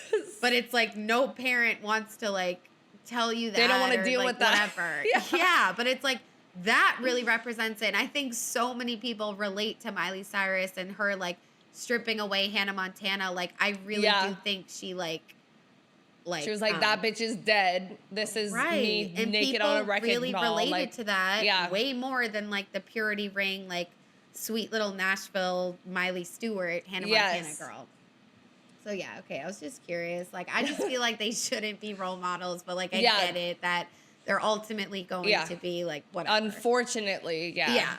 So back to Cheyenne Lynn's video, I particularly loved when she talked about the objectification of puberty in the media, not just about Disney stars necessarily. She talked about a lot of different things, but I'm just going to summarize for the class. So basically, so there's this new trend in Hollywood, right? Child stars, they want their child stars to then become teen icons and essentially grow up with their audience on screen, like Hilary Duff and Miley Cyrus and all these people we're talking about. If you can, she says, like, if you can hook an audience with a young star, like a child star, you have them for life. If they just keep working through adulthood, you're always going to have fans. Like, you hooked them young. Yeah. And just because, you know, Disney and these other media companies wanted these teens to grow up as stars does not mean they were accepting of their changing and growing bodies. Right. And people were horrible to the teens in the spotlight. And the industry tried to delay their stars going through puberty and suppress their changing bodies on screen. And they did this through, like, body shaming, starting them on plastic surgery really early, and making sure their image stays squeaky clean, like with the purity rings and not having these scandals. And this is both a problem for the actors and the viewers seeing this. And I do remember this episode of Lizzie McGuire where she wanted like a bra, and it was like a whole episode about like her getting a bra. And like, I'm not so mad about this because, like, yes, there is a time where it's like you not only want a bra, but like need a bra. If, like, your tits are fucking growing. But the way that they did it was just like, it wasn't, I don't think it was. It was like back in like those times where like TV shows were weird, the editing was weird, but she would be like, I want a bra. And it would be like that. Like, it was weird, bro. So like, I guess they like tried to do it there, but she started gaining weight when she was 14 years old, because you gain weight when you go through puberty. And she developed an eating disorder with how horrible she was treated. She said, I did get skinny. I felt that pressure like everyone else in my position. When a newspaper comes out that says Duff Puff, she must have gained 15 pounds or something like that. How would any normal person react? And both Raven-Symoné and Demi Lovato, which we've seen, have talked about this, like disordered eating at the cause of like body shaming when you're a teen on screen. And I also just want to say, I don't want to objectify Hilary Duff, but she's thick and her ass is fat. Like, she looks good as fuck. Like, bro, have you seen Hilary Duff's ass? No, yeah, she's like, she has a nice body, but she's like thicker. Like, she's not like skinny bones. Like, she's got bigger bones, but she has a fucking nice body. So like, yeah, she was hitting puberty and developing into the body that she fucking has, which is beautiful. Thank you. Extremely beautiful. Thank you. Like, literally. But also, so like, she talked about like how teen stars and also teens in general like face that issue where it's like adults expect you to like be adults when they feel like it's convenient for you to be an adult, and then they expect you to be a kid when they feel like it's convenient for them as well, which is like so fucking true. And it's like they don't want their teen actors to grow up too fast, but when it's time, they want them to skip puberty altogether and like completely eliminate that. And they do this by restricting their diet, again, changing their face and restricting their bodily autonomy. Like, you're not going to have sex, and like completely eliminate that awkward stage. And even if you think back to some of these shows, like the characters that were always made fun of, like had braces, which is like something a lot of people did during that time. Like, normal shit. Well, normal kids and meanwhile, like, and you can't, like, I definitely knew watching these shows, like, these girls are way too, like, perfect, pretty, like, how do they always look like that? Like, you kind of knew, but you still pick up on those subliminal messages, like, this is what I should be looking like, and I really wanted to their be hair, these bitches. I mean, I realize now they had extensions. I didn't know back then. But I didn't know back then. I was just like, how is it so voluptuous? And like, exactly, because it's like they want them to be chaste, pure, blah, blah, blah. But then think about all the Disney shows where it was like a younger girl and a fucking 25-year-old guy. What, like, Hilary Duff was definitely in some of those situations with like the movies with in the a prince, Cinderella like, story, when she kissed Chad Michael Murray. Yeah. She was 15 and he was like, I don't want to butcher it, but like he was like at least 20. Yeah, exactly. So it's like, it doesn't make any sense because they're like, no, stay pure. But we're going to like low-key put you in this like illegal when situation. It's convenient for them. For Not our right marketing. now, though. Yeah. Yeah. And like, it's very like I don't raunchy. know what the ratings are. Yeah. Yeah, it is. like, I mean, you know what I mean? Like, I feel you though. Is it more of an adult like, what show? are I don't 11-year-olds know. supposed to be watching? It's like they're literally watching like Gossip Girl. Well, yeah, because they're on Netflix where everything is like there's all unless their parents put locks on it and stuff, and like same with like TikTok and stuff. Yeah, it's way different. But it's either like prepubescent girls, like super young, or it's like you jump to Pretty Little Liars. They're in junior high, they're freshmen in high school, but they look like they're like 30 years old with like plastic surgery. Not 30, I'm sorry, but you know what I mean. Like, but like 30's not an insult. I was just saying like they look so compared much to what you look like when you're 16. Bro, Yeah, I looked like a shrimp. Like I was literally like so. Yeah. So, this last article I want to mention.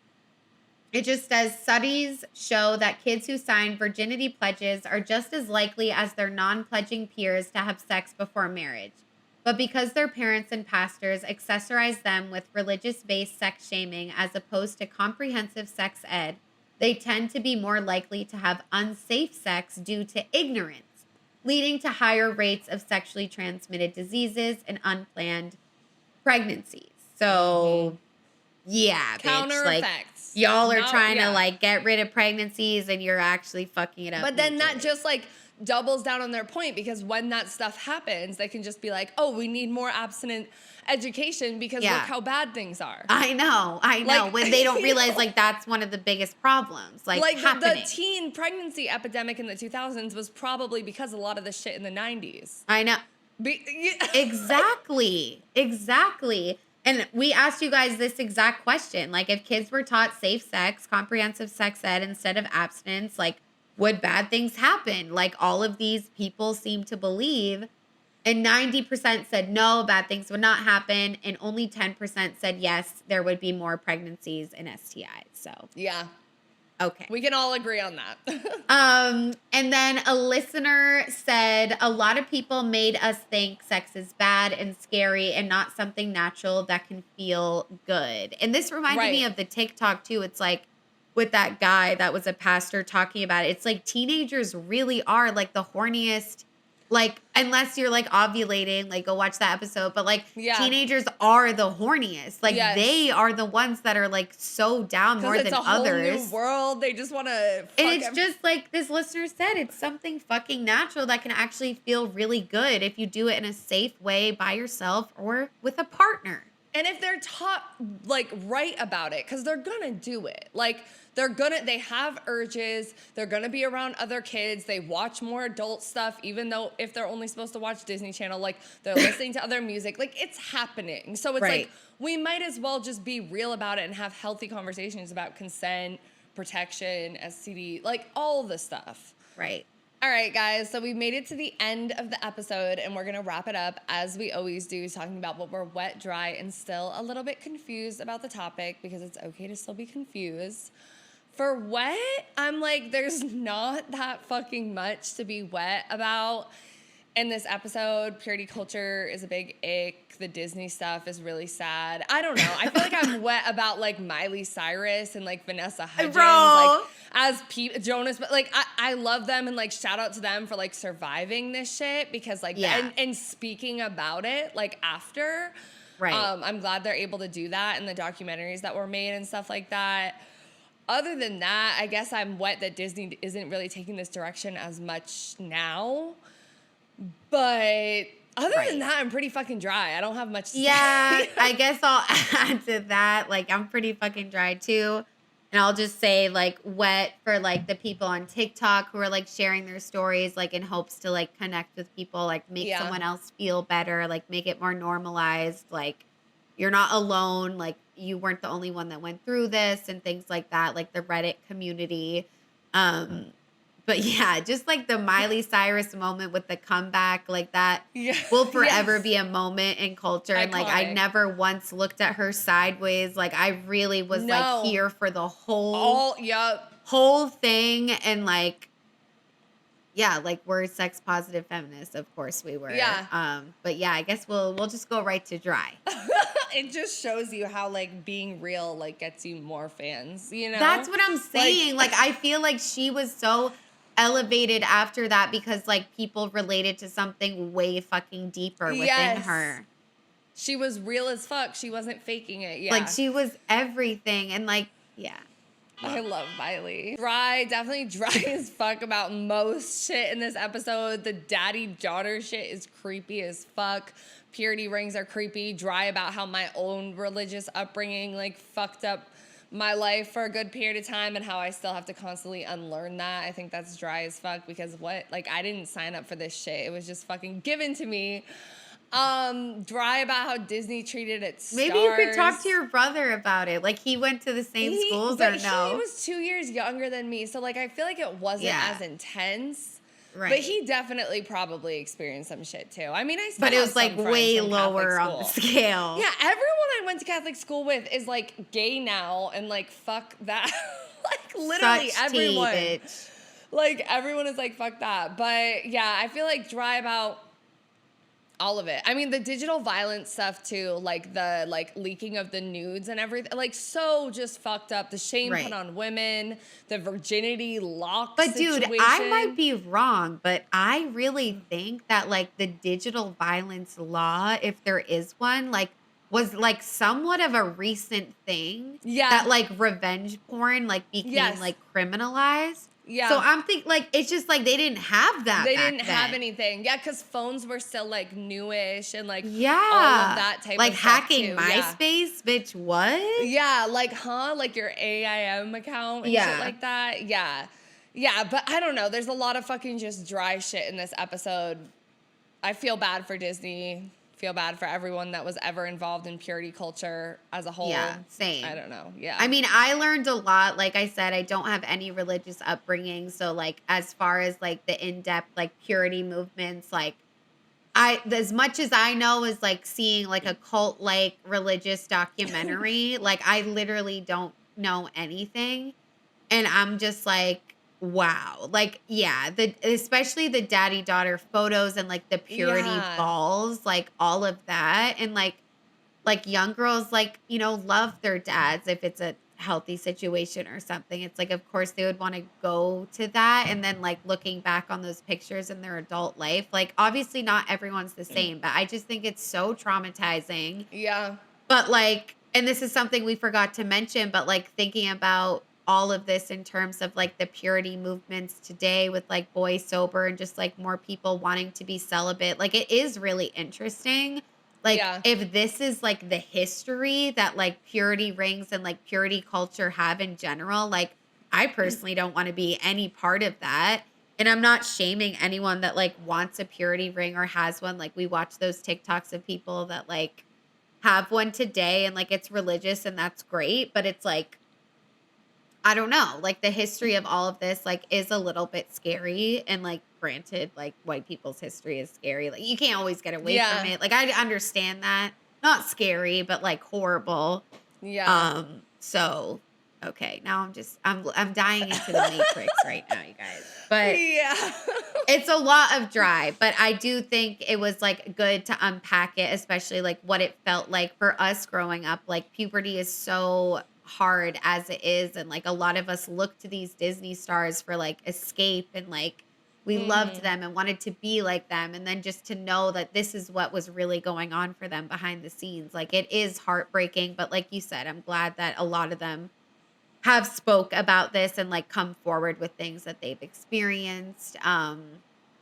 But yeah, I'm just dry about purity in general, organized religion, all that shit. Virgins, like it's, chastity, I honestly don't ever want to talk about it again. So if you're interested, like go find another podcast. Cause like we'll continue to cover like celibacy because it is crazy. Like purity is like, it's always, you know, a thing for religious people, but it is like, it trends harder than other times. I'm a little drunk. Like sometimes it's trending a lot. Like 90s movement, and then it kind of dies down, and then you got 2000. Like it comes back. Yeah, so it's like now what's going on? Like it's coming back just in a different way, kind of. Yeah, and that's Because what I think I'm voiceover and confused purity about. are different. Yeah. No, but they're similar, and I think that's Right. what I'm confused about a little bit, because it's like, okay, we're going into a Trump era, and how we talked about all this stuff online that is giving like vibes of Christian culture, like purity culture, conservative culture. Yeah. And it's just looking at it, it's like, okay, is it making a comeback, you know? Because it died away, it's coming back. Because even when we think about sex positive feminism, and we have a whole episode about that, like we talked about a lot of that was in rebellion of all of the conservative, abstinent, blah, blah, blah stuff, the sex shamey, no consent stuff that was going on, and then we rebelled, and now we're kind of in this post sex positive era where we're like going abstinent and going celibate and like all of that. And like I also think it's influenced by the conservative Christian movement that Trump is happening and like the manosphere right-wing shit. So even though things got better for a little while, it is kind of interesting to think about where we're going from here, because I want to think it's better, but I'm also skeptical. I Like feel we're like just going gonna keep down going another- in like waves and shit. Like I don't know. It's like 2 steps forward and like 17,000 steps back. Like honestly is what it's always been giving. I'm like I honestly don't have that much to say. Like I echo everything that you said. I do feel like where were the mothers like when all this like purity ball, like daddy daughter photo, like it's no giving rights. marriage, They're like silenced. pregnancy photo, like what was going on with that? And like, are they also just like victims of this like Christianity madness as well? Yeah. Probably. But yeah, I mean, it is confusing thinking about the state of the world now. Like it really is. Like the word purity, like honestly, I hate it. Like I never want to look at it again. It's like, it's so harmful. And so then it's like, you think about celibacy, like that's fine. Like that word's fine with me. It's like you have autonomy. Like I can choose to be celibate or not. But purity, it's like, you can't really choose, like no matter what. Like if you're assaulted, like if you make a guy like have a boner, like you're not pure, you're doing unpure things. It's like you have no control over that. So I hate that word. And like, I don't get that word. And I don't get why people like really still want to have purity rings. Like I really don't, but I'm just ignorant to religion. I get it. It's like you're saving it for Jesus and God. It's all because fucking Mary is a virgin and birthed Jesus. Like right. And that just like holds so deep. It's like Christianity does. It runs so deep within our fucking culture, whether you are or not. So it's like, it's just like, I don't know. Because I do feel like the boy sober and the 4B, it more has to do with gender and like people thinking like men are trash and not as much like wanting to be pure.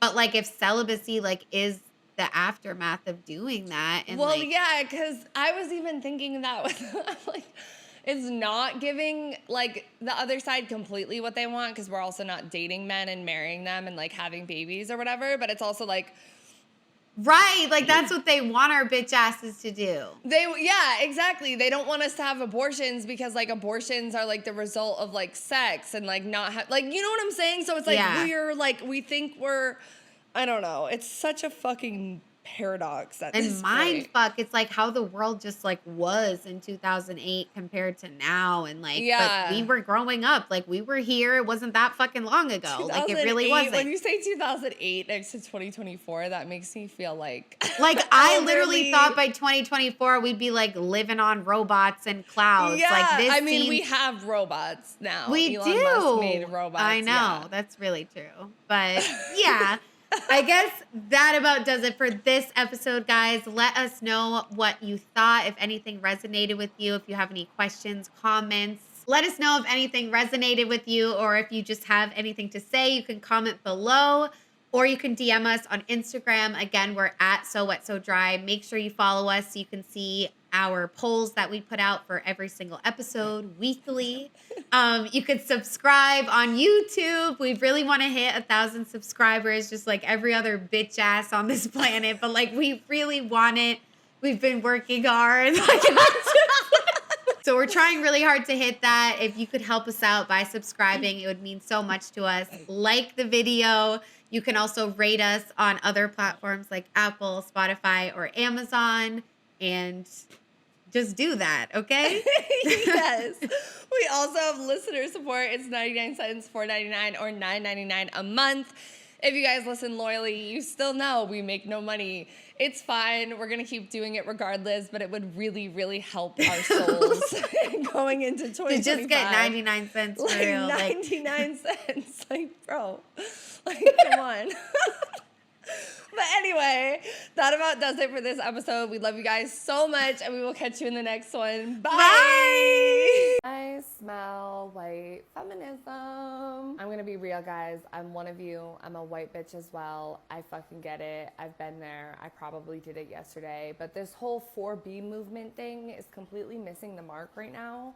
I did a lot of research on what's actually going on in South Korea, and I think we're a little lost. Second of all, the biggest proponents of this 4B movement in America appear to be cis, heterosexual, white women. And how it started seems to be because men just want situationships and men aren't dating correctly, which entirely misses the whole point. But either way, if post-election, the reason that us collectively as white women want to join the 4B movement is because of men, let me just ask you, what about black men? Or the way we see men is only white, right? Why when we say men, the biggest group of men that's the problem is our demographic, yes, but there's other demographics as well. And I'm not just making this about dating, right? Because this is so white women to just be like, men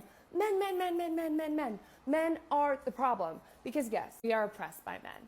I have been oppressed by men. So before you come in here and try to tell me that, oh, I'm a pick-me and I'm a men supporter, no, I'm not. I've been on my journey of healing. Men have hurt me very badly. I don't make excuses for them. But maybe all of this cutting men out isn't really helping. And it's also kind of missing the point of how this is all systemic and isn't only about your interpersonal relationships. Second of all, 53% of white women voted for Trump. Women, us. So I'm just kind of wondering, like, what are we going to do about that? What are we going to do about that? And I don't want anyone to come in here and be like, oh, like I'm against decentering men. No, decenter men. Take a vow of celibacy if you want. Stop dating men if you want. Definitely don't date Trump supporting men. But I think we need to build some bridges in our own white community, having some conversations, even if it's with people you don't necessarily like, because you know us white women, we love to be polite, right? We love to be like, I don't like to talk about politics. Like, no, like I'm just going to be nice. I'm just going to move past it, or I'm just going to block. I'm just going to block. That is very privileged. Our lives are not on the line. Okay, yes, abortion rights, yeah, I get it. But like when it comes to systemic stuff, white women, we are pretty fucking close to white men. We are the closest. And we are also one of the biggest problems in this whole election. But we just keep pointing at white men. Our feminism needs to evolve. It's giving very much white feminism. That's what it is. It's giving very much white feminism. Also, the 4B movement has roots in turf. Okay? All right? So we're being exclusionary. Exclusionary feminism never fucking works. But we did a whole podcast on what liberal white women in America are doing wrong post-election, ourselves included. We're looking in the fucking mirror. We're getting honest. I'm not just pointing at you guys. I'm looking at myself as well. So we have an episode about that. 4B movement, blue bracelet, performative activism, virtue signaling, all of it. Link is in my bio. I love you so much. Let's be better.